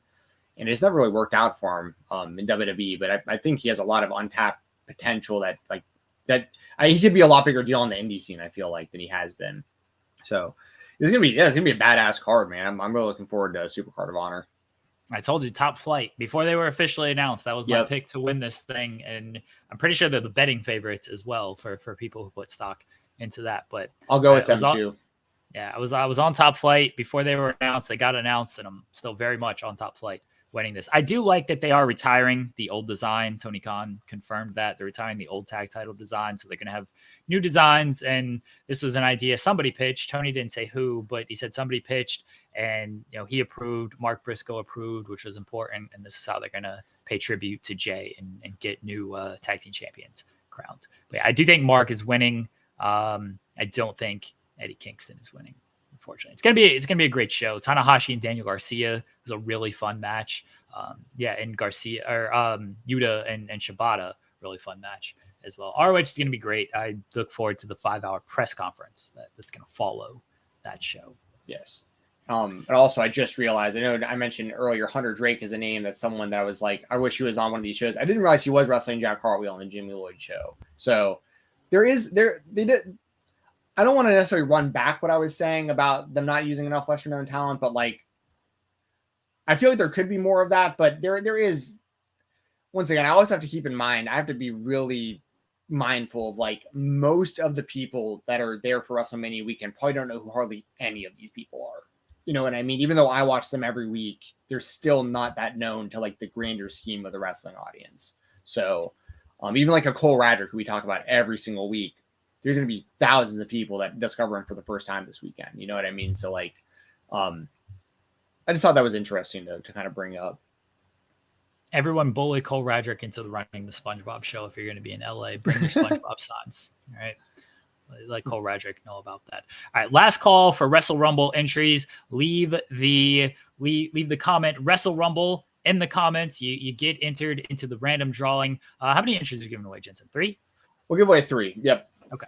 So we'll give away 3 entries. Again, leave a Wrestle Rumble in the comments. You could potentially get entered into the Wrestle Rumble WrestleMania Pick'em. First prize is $1,000. So free entry to potentially win $1,000 if you know your WWE, if you know your WrestleMania. You are Kai. You're fine. Yeah, everyone. Even if you won before, you're back in. Like, we're gonna pick a random name off of a list here at the end of the show. So like, it's fair game. It's the same odds you would have whether you won before or not. And it isn't one of those things where you've won before, so you're not allowed to win again. It's all fair game for everybody. If you're a fan of this show, you're supporting the show, like you got multiple opportunities. Yes. So leave a Wrestle Rumble in the chat. All right, Jensen, before we do our big Wrestle Rumble draw, I know Cody is the biggest thing you're looking forward to. So I'm not even going to ask that. Second thing you got on your list of like, this is the thing that like, if I can only watch one thing that's not Cody Rhodes winning the title, this is what I'm watching. That's a really good question. I know I'm going to miss a lot of stuff. Gringo Loco versus Psycho Clown, given what they did last time they wrestled their first one-on-one match, that's going to be one to really keep an eye on. I'm not just saying that because Gringo Loco's the interview you're about to hear. Like that's a big time rematch. I'm really looking forward to the Indie Hall of Fame. We haven't brought that up, but we got Excalibur, Cheerleader Melissa, Jimmy Jacobs, Mike Modest, Christopher Daniels, and Paul London going in. So all very well deserved for all of them.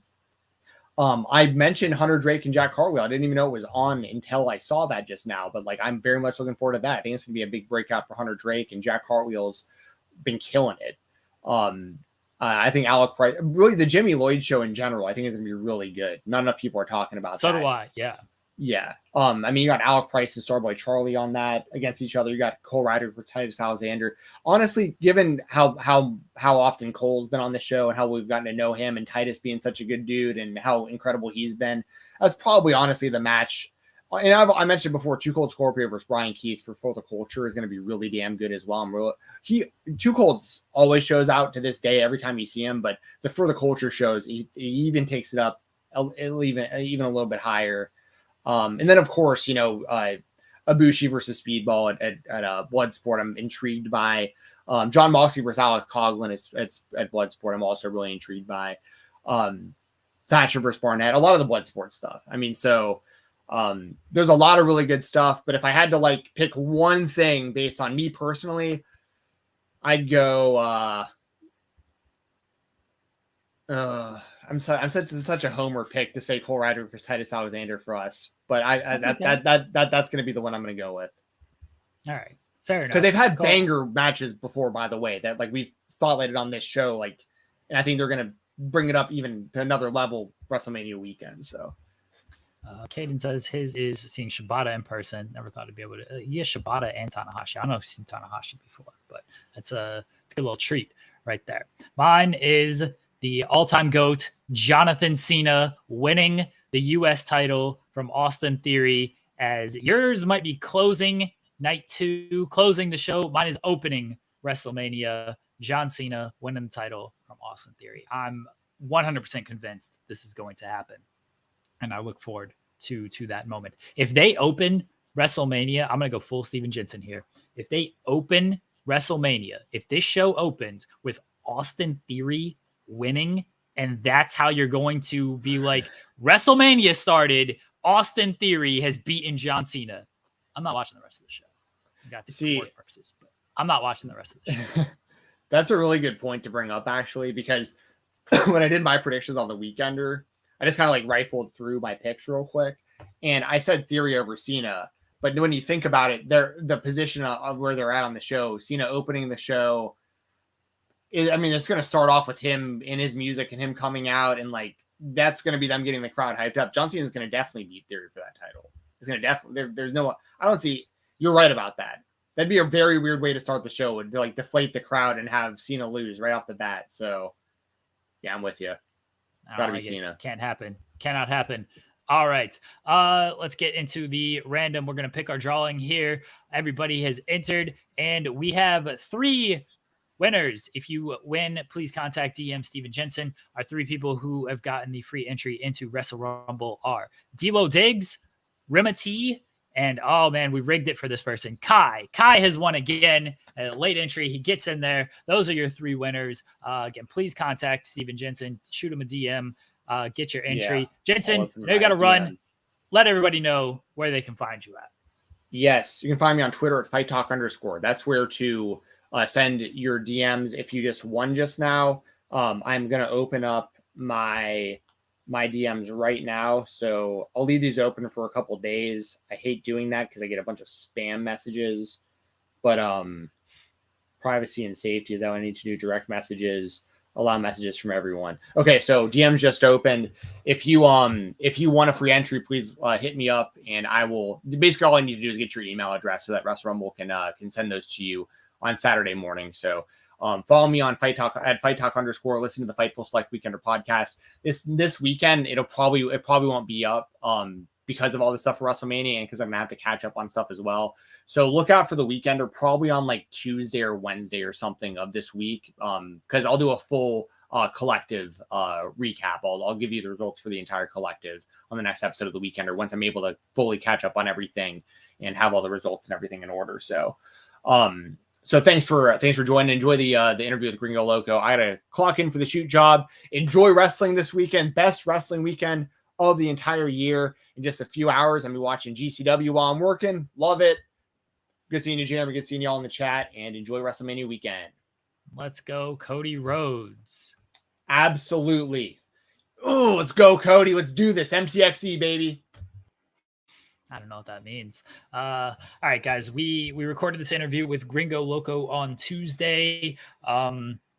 Very gracious with his time. We appreciate Gringo Loco. It has been, it's a busy week for him. Obviously, he's wrestling a lot of matches this weekend at GCW, the Collective. He's running his own show, The World on Lucha, on Sunday. I think it's like Saturday night, Sunday morning. So big weekend for him. So we really appreciate him joining us ahead of this big weekend. The video, a little choppy, no audio issues. So if you you can hear it just fine, but if you're looking for the visuals and stuff, it's kind of choppy throughout. But again, no audio issues. That's the biggest thing there. We appreciate Gringo Loco. Got into a lot of fun stuff with him, including the World on Lucha that we talked about, including wrestling Vikingo in what was Vikingo's first streaming match when he came to the U.S., being the base god, which was really fun.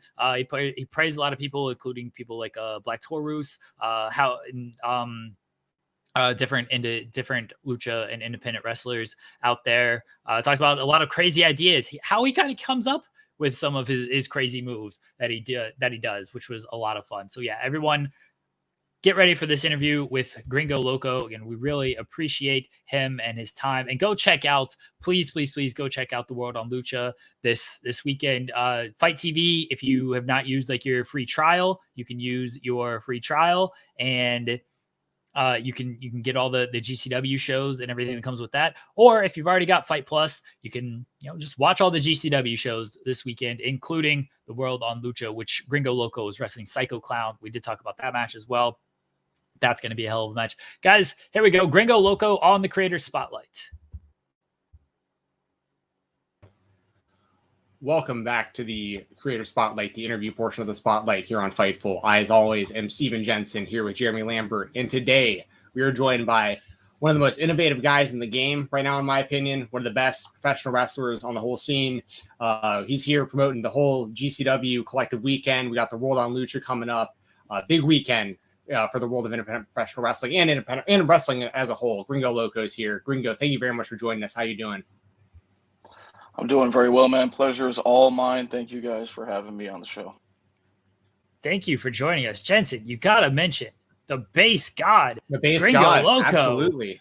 I mean, we've got to talk about right off the bat this viral moment that went viral. There you go. I'm terrible with words.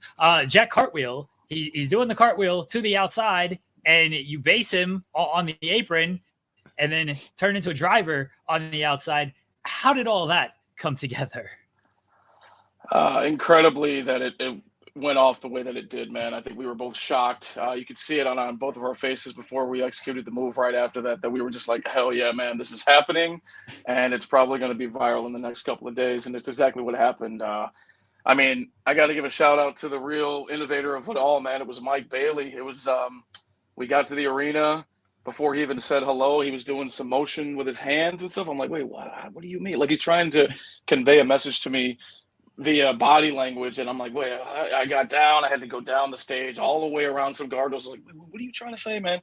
And then he explained it to me. I was like, dude, that sounds impossible. And he was like, it would be the coolest thing that I've ever seen. I was like, well, I'm willing to try it. I mean, if you think it's cool, I'm definitely going to try it. So luckily, every card fell into place, and it happened the way that it did, and we were super proud of it. So how much pride do you take in just the base god nickname? Because that's something that wrestling fans might not give enough credit to, of just how strong of a base people have, because there's a lot of protection that goes into that with your opponent to make sure they're good and they're not going to get hurt on stuff.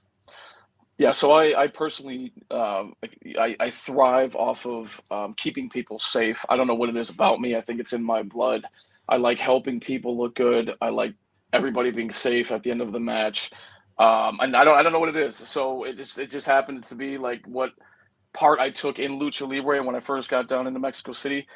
Actually, my first real spark of the base god name, the very beginnings of it, was working with New Japan's Bushi, and he was calling a second row turnaround head scissors, and he was a heavy boy back then, and I was a lot skinnier, and we pulled it off multiple times on many matches. And he looks at me, and like in the broken English Spanish that he had, he was like, "It's always for sure with you. I don't know what it is, but I feel like I can do anything with you." And I took a lot of pride to that till this day. I actually reconnected with him after 15 years over at GLEAT in Japan, and I told him how much of an impact that comment had on me and my entire career. And he was like, "Well, you're welcome."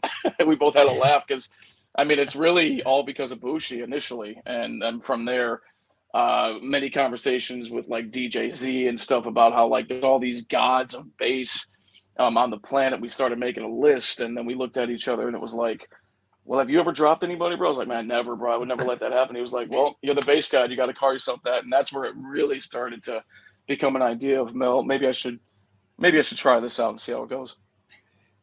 Yeah. I want to elaborate a little bit more on kind of the creativity. Jeremy bringing up that spot, that sequence of moves, with Jack Cartwheel. And I mean, you're just a super innovative performer, man. Like, no joke. My brother, who I don't consider to be a pro wrestling fan, but he just is because he's around me so much. Like, he knows way more than the casual fan does, and watches a lot of independent wrestling just by being around me. And the first time he saw you, he was like, "This is the smoothest wrestler I've ever seen." Like immediately. And bro, yeah. Yeah, I mean, it's such a compliment. I've actually aimed my entire career to make people say that about my work, and you saying that to me is the biggest compliment, man. I appreciate that. Oh, absolutely, man. And this is from someone who I consider to be kind of like a casual viewer. So it's like to get that kind of reaction from someone who's like not even that into wrestling, just being, this is the smoothest I've, like, this guy's incredible. Like, immediately you stood apart from everyone else he had seen on the show, you know. And dude, the first time I ever saw you live was actually, I think it was back, I was at a Glory Pro show in like the St. Louis area. This had to have been like 5 years ago or something. And dude, you always caught my attention, man. Just can you speak to kind of just the innovativeness of kind of your whole approach to it? Yeah, was Naito on that show that you're referring to? Yes, yeah, yep. Okay, so again, that was one of my first really viral clips. It was Trey Miguel and AJ Gray, and we pulled off, again, all from this crazy brain. We pulled off a pass from the ring over the ropes onto the stage, head scissors from Trey Miguel to me. You know, that's kind of a really tight space, very risky, but I know that I can pull things off as long as I have the right people. It went off flawlessly. I mean, that was the clip of the year for us. Like, we were so ecstatic about how it was, you know, received by the people. But in terms of like just being innovative, I try to go into every match and I want people to think, you know, what is he going to do next? Because, you know, you're going to look forward to a Gringo Loco match if I'm always coming up with something different. And I'm trying to make it can't miss, you know, undeniable that you would ever miss a Gringo Loco match is where I'm generally trying to go in this business. And I mean, you know, you have action figures laying around the house, you know, you got kids running around, and you just kind of play with them and see like what would be safely done and never before seen. I'm sure you've seen like this top rope reverse angle slam, right? And I don't know, I just like seemed that it would work, and I tried it and it was great, and Bandito was, you know, gracious enough to take it, and you know, I'm starting to do that on the circuit now too. But there's so many things on the Bad Burner, man, that I'm waiting to debut, and I just got to make sure that they're completely safe because they are pretty gnarly. So I just need to make sure that I'm not going to leave anybody hurt in the middle of the ring, and you know, just fully make sure that they, you know, I have their trust, they have my trust, and that everybody comes out clean and goes home to their families at the end of the day. That's what it's all about, right? So I don't know. It's just I'm always trying to be different. Yeah, I mean, that's one of the coolest things I think anyone said on this show before. So you are creating all this stuff, like you're like picking up, like, I mean, I'm surrounded by action figures. I'm a collector. So you're there, like you're at home with action figures, like thinking like, yeah, I could probably, and like that's how you're actually coming up with a lot of this stuff. A lot of it is mental. I mean, I do have action figures around here somewhere, but I mean, you know, you just think of the moves that are always done, right? And then how can you put just a little tweak on it, and then you do it, you know, maybe like on the ring, you know, in the ring, and then you could think like, how could you make a super of that move? You know, I had just debuted that move a couple weeks ago with Mike Bailey in Montreal, and then I did a super one the next loop in New York City. So it's just like, how do you push the envelope safely? You know, people are always looking for new stuff, especially, you know, the common fan is going to be amazed by the first reverse angle slam, right? But the real fan who's seen everything, I don't think they've ever seen a top rope, you know, inverted angle slam anywhere. So they're like, oh, you know, what was that? How did he come up with that? And then you start to try to push the envelope even more, man. As these loops keep coming, you just kind of try to innovate. And I'm also surrounded by a lot of crazy maniacs too. All these luchadors are out of their mind as well, man. Like Hijo del Vikingo is just insane. Like I might be here. Vikingo is like on the third floor of this building, man. Just insane. I mean, some of these things that we pulled off at Warrior Wrestling a couple days ago, I said something as a joke that I thought was impossible, and it happened in the match. So I'm sure there's a GIF or a highlight reel being made as we speak of that match, and you'll see a couple of the things that went down. It was insane. That's awesome. I wanted to ask you to kind of like piggyback on that, how, because I know I see you in a lot of scramble matches as well, like multi-man matches.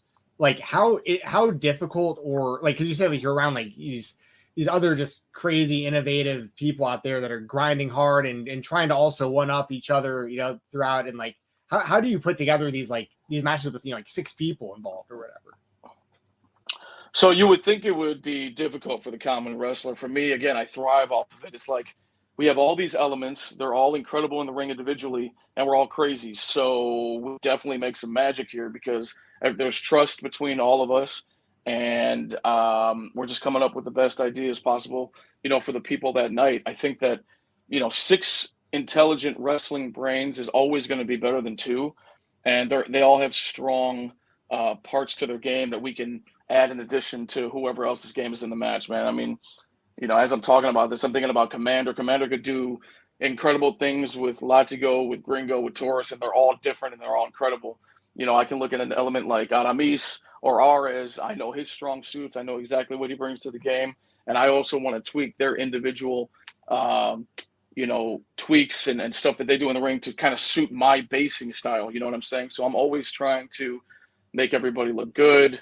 And while at the same time, which just recently, about 5 years ago, I started doing stuff for myself. And that's when, this kind of Gringo Logo era started. I had a talk with Taurus, and he was like, you got to do stuff for yourself too. You're always carrying these guys. It's great. You're perfect at it. And he just mentioned to me, he's like, you got to get your stuff in too. So when I started doing that, man, I mean, belts started, dropping into my lap, bro. I can tell you that.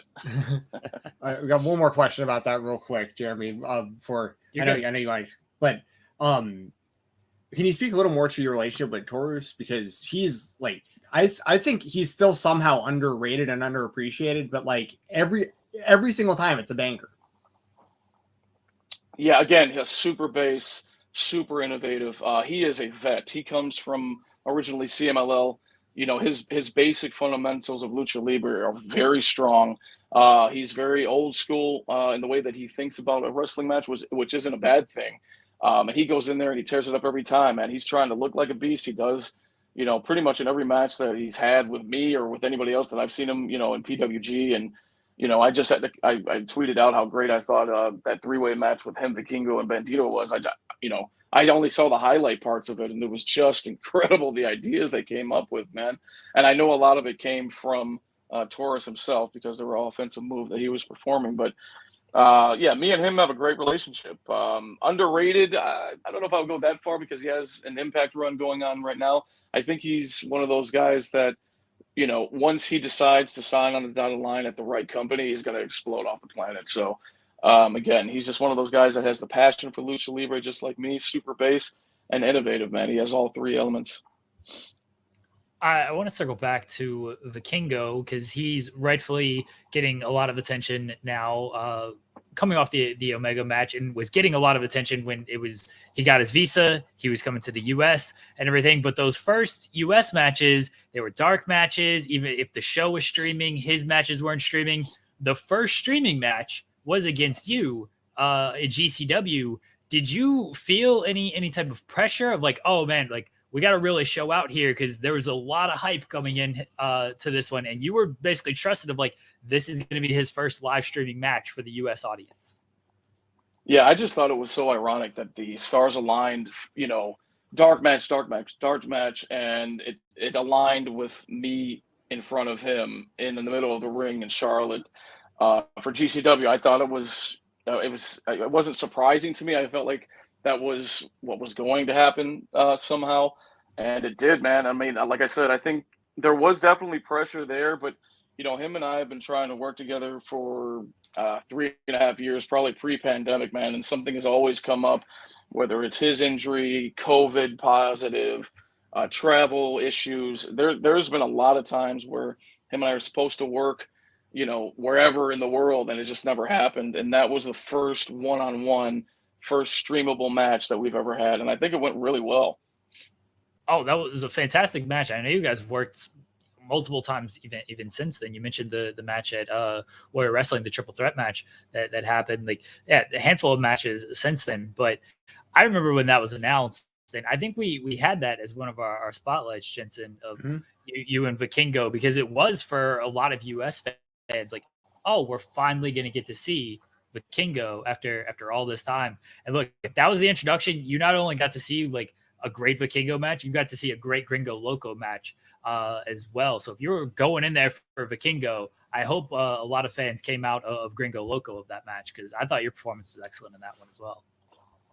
I appreciate that. Yeah, I definitely I felt the change and the swift, on social media, the numbers started going up a little bit. And, every time that I'm at the merch table, they bring up that match, on how crazy it was. And, he's doing step up 630s, which we now know that he did the same thing with Kenny Omega. Like, he's doing these things on a regular weekly basis, which is insane to me. And he's coming out doing them flawlessly. So it just goes to show you how much talent the kid has. You've got the world on Lucha this weekend. It's the second one, correct? Second world on Lucha.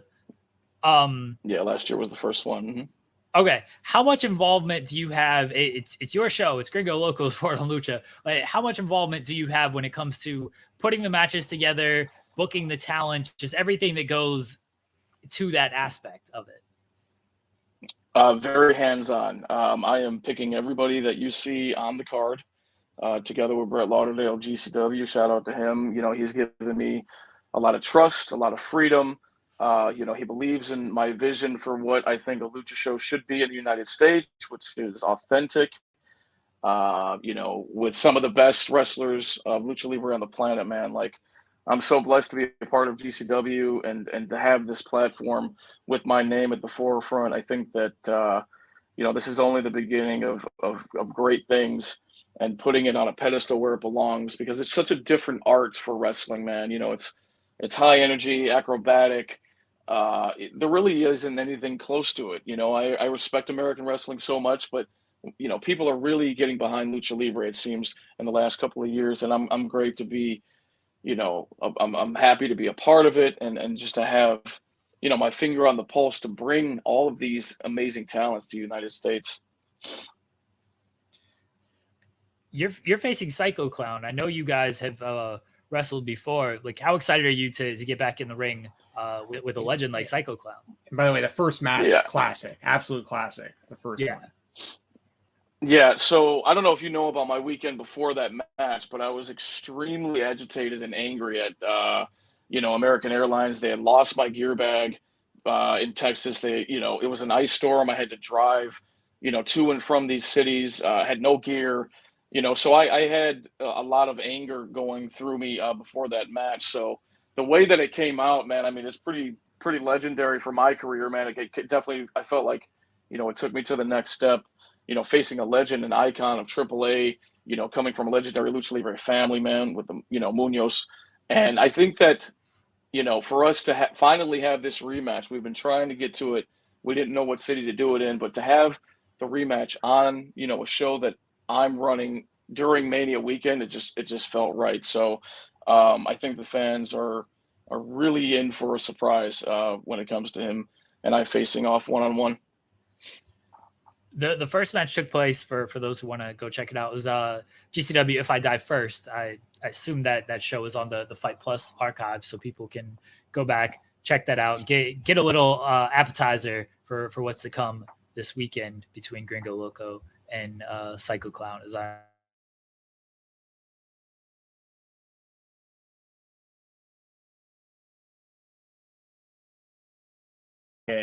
That's another just how we're I guess kind of how that one come together. It's a pretty, I mean, it's a match that I feel like everyone wants to see, so I feel like it's an easy one to put together. But like, is that just you just being a massive fan and just thinking like this is going to be just great stuff between these two? Yeah, so I've seen them face off, in the middle of the ring in Mexico a lot, and one of their matches was rated 5 stars. I happened to be there that evening, and I just know that when these guys are on, all cylinders, magic is created, man. I mean, Vikingo is Vikingo, obviously, but I think Laredo Kid, when you want to talk about underrated in the United States, he would be the guy. I've known him for a lot of years. He's super innovative, been around a long time, man. I was watching him on my television screen on Galavision for AAA when I was, I don't know, man, like a child, like 12 or 13, and like, we're best friends now, and it just seems like the right thing to do, man. I've seen him work. Now I think that, the platform is set. The table is set for this crazy match for the American fans to see finally. And then you're a part of the DDT show as well. What can fans expect from the GCW versus DDT show? Yeah, I think it's just going to be madness. I mean, I know there's a lot of Twitter chatter about them talking trash about GCW, and I don't play that, man. GCW has given me everything that I have recently in my career, so I think there's going to be, hard hitting, probably some doors, probably some metal chairs, man. If you're going to talk smack, you got to be able to back it up. And you're coming into our house in LA, so that'll be a good one to watch out for as well. Yeah. Go Go ahead, Jensen. Oh, I was just gonna say I wanted to ask you something. I just didn't want to forget to ask this, but we talked about your moveset a little bit and just how crazy this weekend's gonna be and how much we're looking forward to these matchups. I always keep an eye on people's move sets, and it's always fascinating to me why people choose the finishing moves that they do. And you have multiple moves that you can go to. The base bomb I think is obviously super impressive, and I can't remember what you called, but the pop up Rikishi driver you do is just brutal as well. I know you've been using that lately too. Why those moves as your finishers? Why did you go with those? I'm just trying to pick the most devastating looking thing possible, right? I mean, a regular Rikishi driver is insane, right? You're breaking a dude's neck, he's not going to get up. So I'll pop you up with the strength of the base and then drop you and turn. And by the time that you figure it out, you're looking up the lights and I'm already back in the locker room. I mean, that's the idea. The base bomb has definitely taken me, almost all the way to Japan. I feel like that was why they booked me. I'm not sure about that, right? But it just seemed like a crazy, innovative move that I can show off my basing while still winning matches. Before, I would do that move and the technical or the good guy would always get the better of me. And I was like, well, after that conversation with Taurus, I should definitely try to do it to where it's to my benefit. And then lo and behold, then I started doing it. And the sky was the limit at that point. You've mentioned some crazy stuff that you've done and that you're always coming up with different ideas. Has there ever been a time where you don't have to name names, but you pitched something and they were just like, I don't know about this. I don't know if I want to do this one. Yeah. So last year at the World on Lucha, I was trying to, I don't know if I should unveil this because it's still a possibility at some point, but it was going to be something that made me look like the Incredible Hulk, bro, or like He-Man, dude. And we were half a turn away from it, and it just wasn't happening. But luckily, 30 minutes before doors, we were able to come up with those two incredible moments in my match with the crazy double head scissor that got the attention of Chris Jericho and a bunch of other people.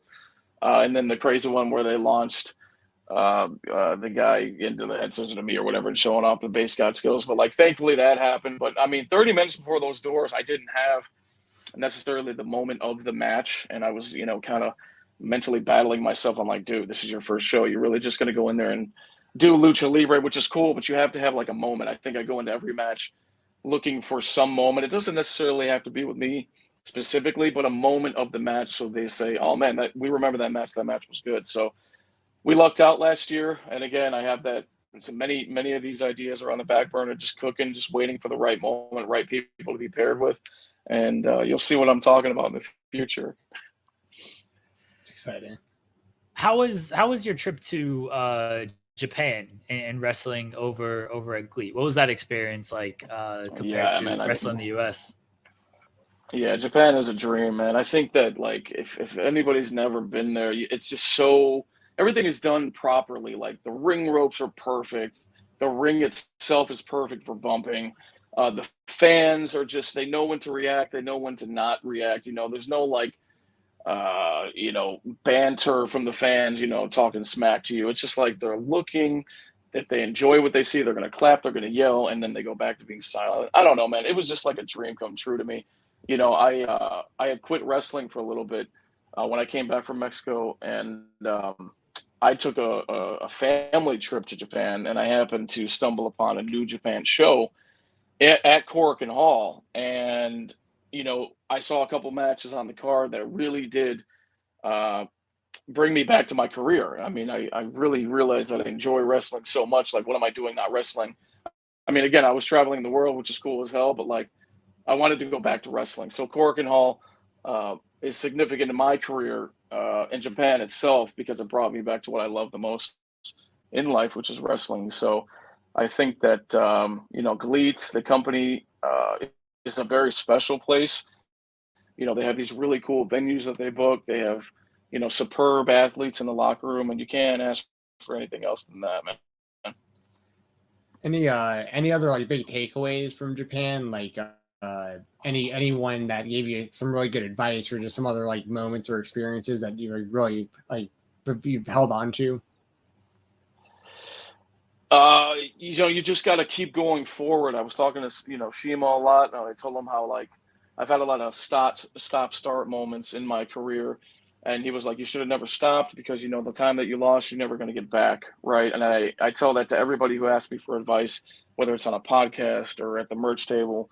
I always tell them, as cliche as it is, never give up because there's a reason. If you lose that time, it's not going to come back. So you don't know what could happen in the 6 weeks, 6 months, or 6 years that you take off of wrestling. Anything could happen because I was out of the business and I came back and somehow made it to Japan. So, and Mexico and Canada and all this stuff that's happening now. But you just have to believe in yourself. And that's what I took away from Japan.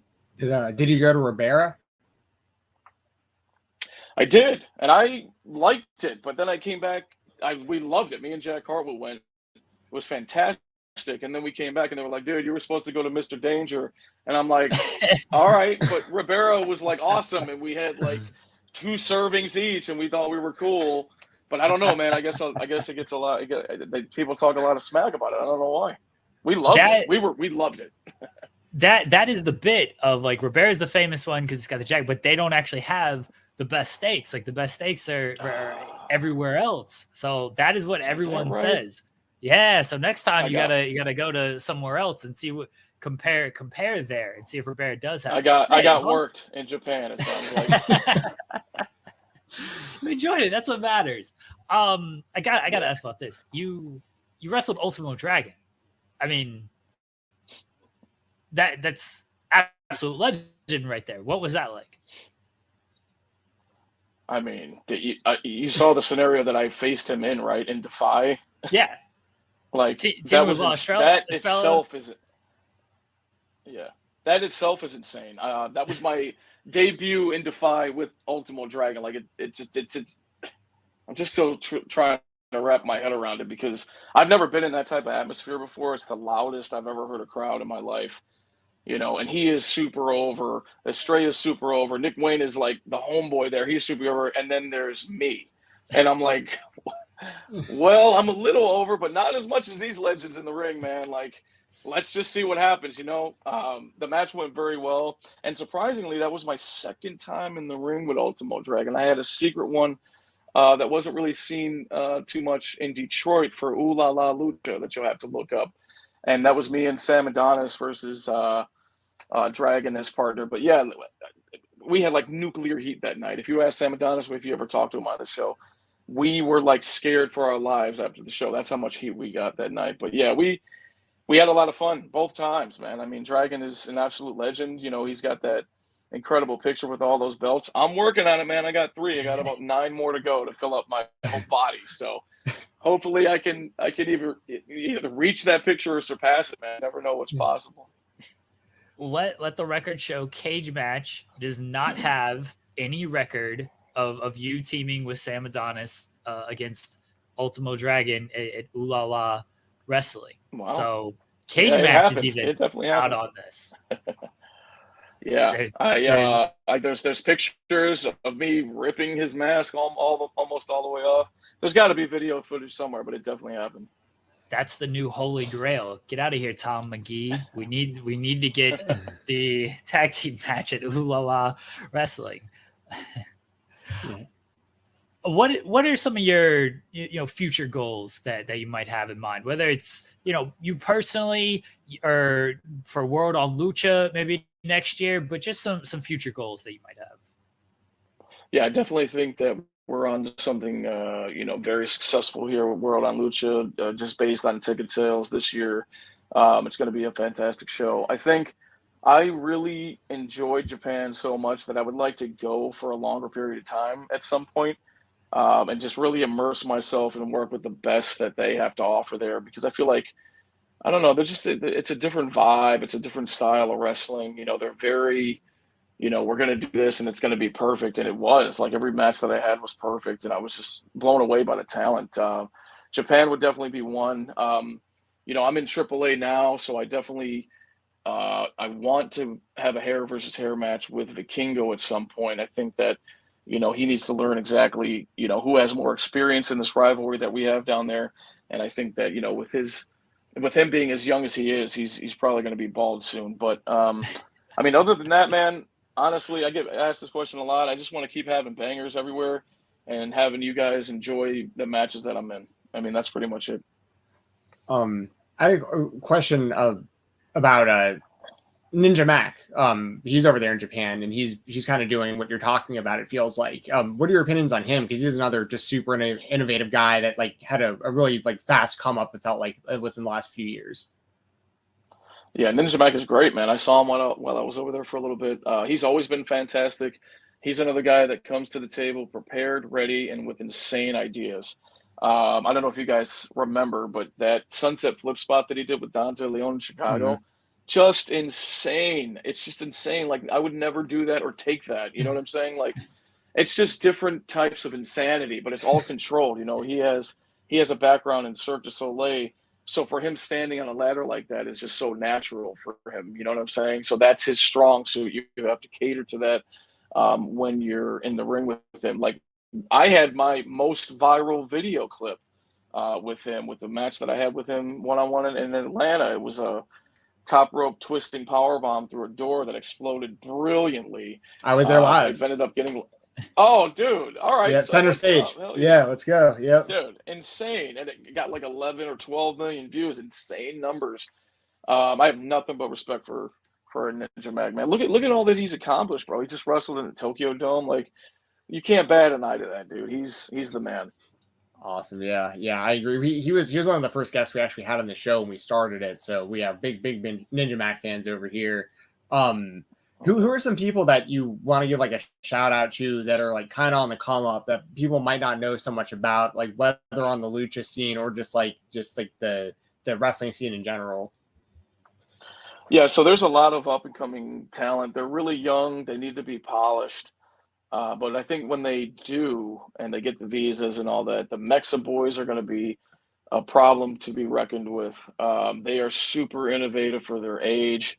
I think when I was down there a couple of years ago, they were 16 and 19, so they're a little older now. But these guys are coming up with stuff that we've never seen before. Rob Viper made 2 highlight videos of them and set the internet on fire. It was a week of just Mexa boy stuff. And even us as innovators, RS, Gringo, all these guys out on East, even we were blown away. We're like, dude, how are they coming up with this? So I think those 2 are definitely some people to watch. There's various others, but it's just too many to count, man. I'm trying to filter them in as I can, into the lucha scene, but there's only so many spots on these shows, Gringo, we appreciate you joining us. Last one, we ask everybody this. I think we're going to have to start a new question. I might ask this here in a second, but coolest thing you have in your room? I see you got a lot of cool artwork behind you. Yeah, these are all the GCW posters, and then Chicago, historic sites and stuff. Born and raised in Chicago, man. Very proud to be here. I've been here my whole life. It's given me everything that I have. But coolest thing I have in my room, well, I got this thing right here. I don't know if you've seen. Just won this bad boy at Warrior Wrestling, man. There you go. I think beautiful. Yeah, that's pretty cool. Other than that, man, I got a lot of cool hats and stuff, but it's not really cool for a show like this. But that's pretty much it, man. World Championship, World Lucha Champion in Chicago for Warrior. That's pretty dope. I always love the flex when wrestlers comes on. They're like, this belt right here is the coolest thing. Yeah. It's can't really top that. We get it every now and then. Alec Price did his whole interview with his belt across his chest. We had Cole Radrick just casually just had it set up behind him. So I definitely should have been doing it. I should have done the interview like this, bro. Damn, man, I messed up. No, that's cool. I have one more for you, and this is I'm gonna start asking everybody this now. Hypothetical. Oh, dude, we don't have to actually make this a thing. Are you? No, we are. Okay, all right. We've been asking. I'm ready. I'm ready. All right, we've been asking. All right. Hypothetical. Who would win a street fight between Eddie Kingston and Cody Rhodes? Dude, Eddie Kingston, right? He's from the streets, bro. Come on, Okay. man. I mean, Cody's strong, but like Eddie is from the hood, bro. You got to give Eddie Kingston the win on that. You don't think? Has anybody said Cody? Oh, this man right over here, Oh, the big man, Cody dude. fan. Hey, How? listen, I mean, listen. how do It's you 3-0 for an guests right now, angry- Jensen. I'm going double like takedown and just it's I don't know if he gets off his back. No rounds, no rules. I'm just saying. But listen, I'm a big Eddie Kingston fan. This has gotten so far blown out of proportion. This one stupid question that came up one time. I'm sure you're familiar with John Mosley, aka Mose, done some commentary for GCW. Me and him came up with this stupid question, and now I've been asking everyone. So, yes. but to be fair, I think I'm the only one who's taken Cody so far. It's I think everyone else has taken Eddie. So, yeah. Honestly, I think you're probably going to be the only one from here on out, bro. I mean, you can look at Kingston and get scared and imagine in a back alley, bare knuckles ready to fight, bro. It ain't happening. I would rather fight Cody, I think, though, still, because like I think Eddie would really hurt me. I think Cody might be take it a little easy, maybe have a little sympathy. I would be terrified of Eddie Kingston. Absolutely terrified. Exactly, dude. Yeah. Me too. Yeah. Listen, by the way, I need to make this clear every time we say this. Big Eddie Kingston fan right here. This is just a stupid question. I think Eddie Kingston he obviously would destroy me in a fight. That's not even debatable. So just want to throw that out. Right. Gringo Loco, thank you for joining us. I know it's a very busy week for you.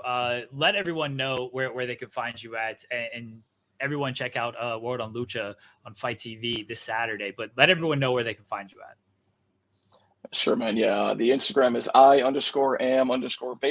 I am basegod, BASEGOD. And then the Twitter is Gringo Loco OG because I'm an original gangsta. But other than that, yeah, man, that's where you can find me, bro. Thank you again for joining us on this week. Best of luck, everything going on this week, WrestleMania weekend. Safe travels as well. And in Chicago now, safe travels getting over to LA. Hope everything goes smoothly there. Again, guys, go out, support Gringo Loco, support independent wrestling. Follow him on Twitter. Check out everything from GCW, The Collective, this weekend. It's on Fight Plus. You get everything, but specifically check out the World on Lucha, Gringo Loco's World on Lucha 2. We got Vikingo against Laredo Kid, Negro Casas against Tony Deppen, Sexy Star against Dulce Tomata, Gringo Loco against Psycho Clown, Los Macizos against Familia de Tijuana, Black Taurus and Los Vipers against Commander, Arez, and Aramis. It is April 2nd. It is on Saturday, or I guess it's technically Sunday morning, late Saturday night, early Sunday morning, depending on where you're at in the world. But go check out that show and everything else on Fight Plus from GCW, The Collective. Gringo, again, thank you for joining us. Safe travels. Guys, we'll be right back here on. We are back. Thank you again to Gringo Loco for joining us on what's going to be a busy week for him. He's got a lot of matches at GCW WrestleMania weekend, and he's running his own show. Once again, you can go over to Fight TV, Fight Plus. Go subscribe to Fight Plus. Use your free trial if you haven't on Fight Plus, and then you get all the GCW stuff, including Gringo Loco's World on Lucha 2, which is Saturday or Sunday, depending on where you're at. But along with Gringo Loco, you're going to get Bloodsport, which is here tonight. You're going to get Santino Bros, which is in a couple of hours. You're going to get Joey Janela's Spring Break, GCW, Jimmy Lloyd's D-Generation F, a lot of stuff on Fight Plus. Go to IWTV. They're streaming shows. High Spots is streaming shows. Honor Club is streaming shows. Peacock is streaming shows. A lot of wrestling to watch, and it all kicks off here in just a couple of hours. So everyone, enjoy your week. Enjoy all of the wrestling that you are going to watch this week. Take care of yourselves this week. Let's do a bunch of plugs and everything. Once again, shout out to Wrestle Rumble. Thank you to Wrestle Rumble for sponsoring the show today. We really appreciate it. I have a guest. Hello. She says, hi, this is Lygia. She is sitting in my lap, and she was very comfortable, and now she's not. This is my work buddy right here. Yes, you hanging out? Say hi. There we go. Do you want to wave? This is Ligeia. My dogs were on last week. Ligeia is on this week. Oh, thank you again to Wrestle Rumble for sponsoring the show. We love them. Head over to WrestleRumble.com. Sign up to the WrestleMania Pick'em. You could win $1,000 if you are victorious. You can also enter in for $1 their belt drawing. So you could, those belts are worth a good chunk of change there. So for $1, you can enter into the belt drawing over at WrestleRumble.com. Have it over to Fightful Overbooked in about 15 minutes.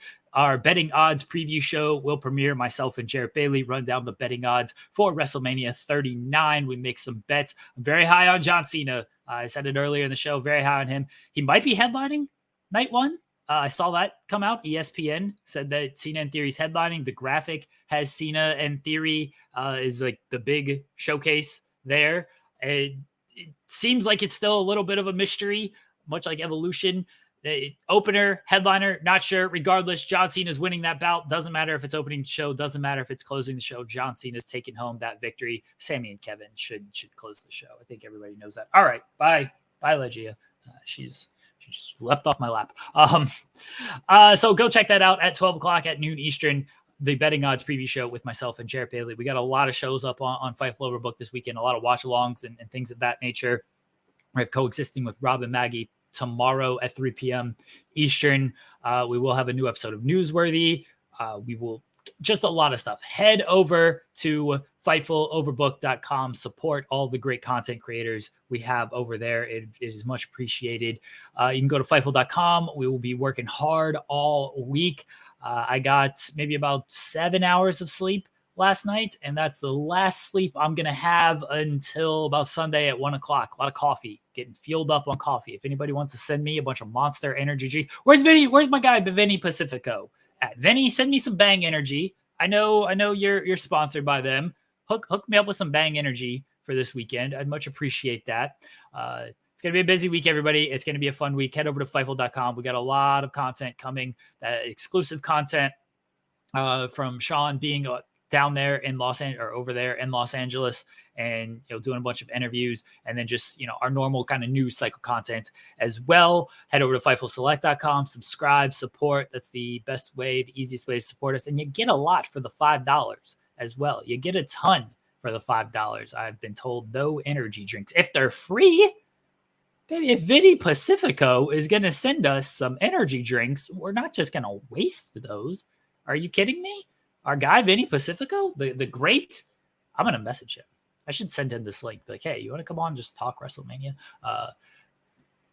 Vinny's great. Everyone follow Vinny Pacifico. He rolls. Send me some energy drinks, Vinny. Guys, feel up however you feel up. Coffee, energy drinks, other stuff that might not. Don't do that. Don't do any of that. We don't condone any of that. Enjoy your week, everybody. It's going to be a busy weekend. It's going to be a fun weekend. It's the best weekend of the year. We'll be on the call. We'll be on the call with Tony Khan later on for the ROH media call. I'll actually be there answering questions. Give me some questions to ask Tony Khan. I'm sure that'll go well. Bye, everyone. Keep it locked. YouTube.com/Fightful. Fightful Overbooked. Fightful Select. Fightful.com. Bye. Enjoy wrestling.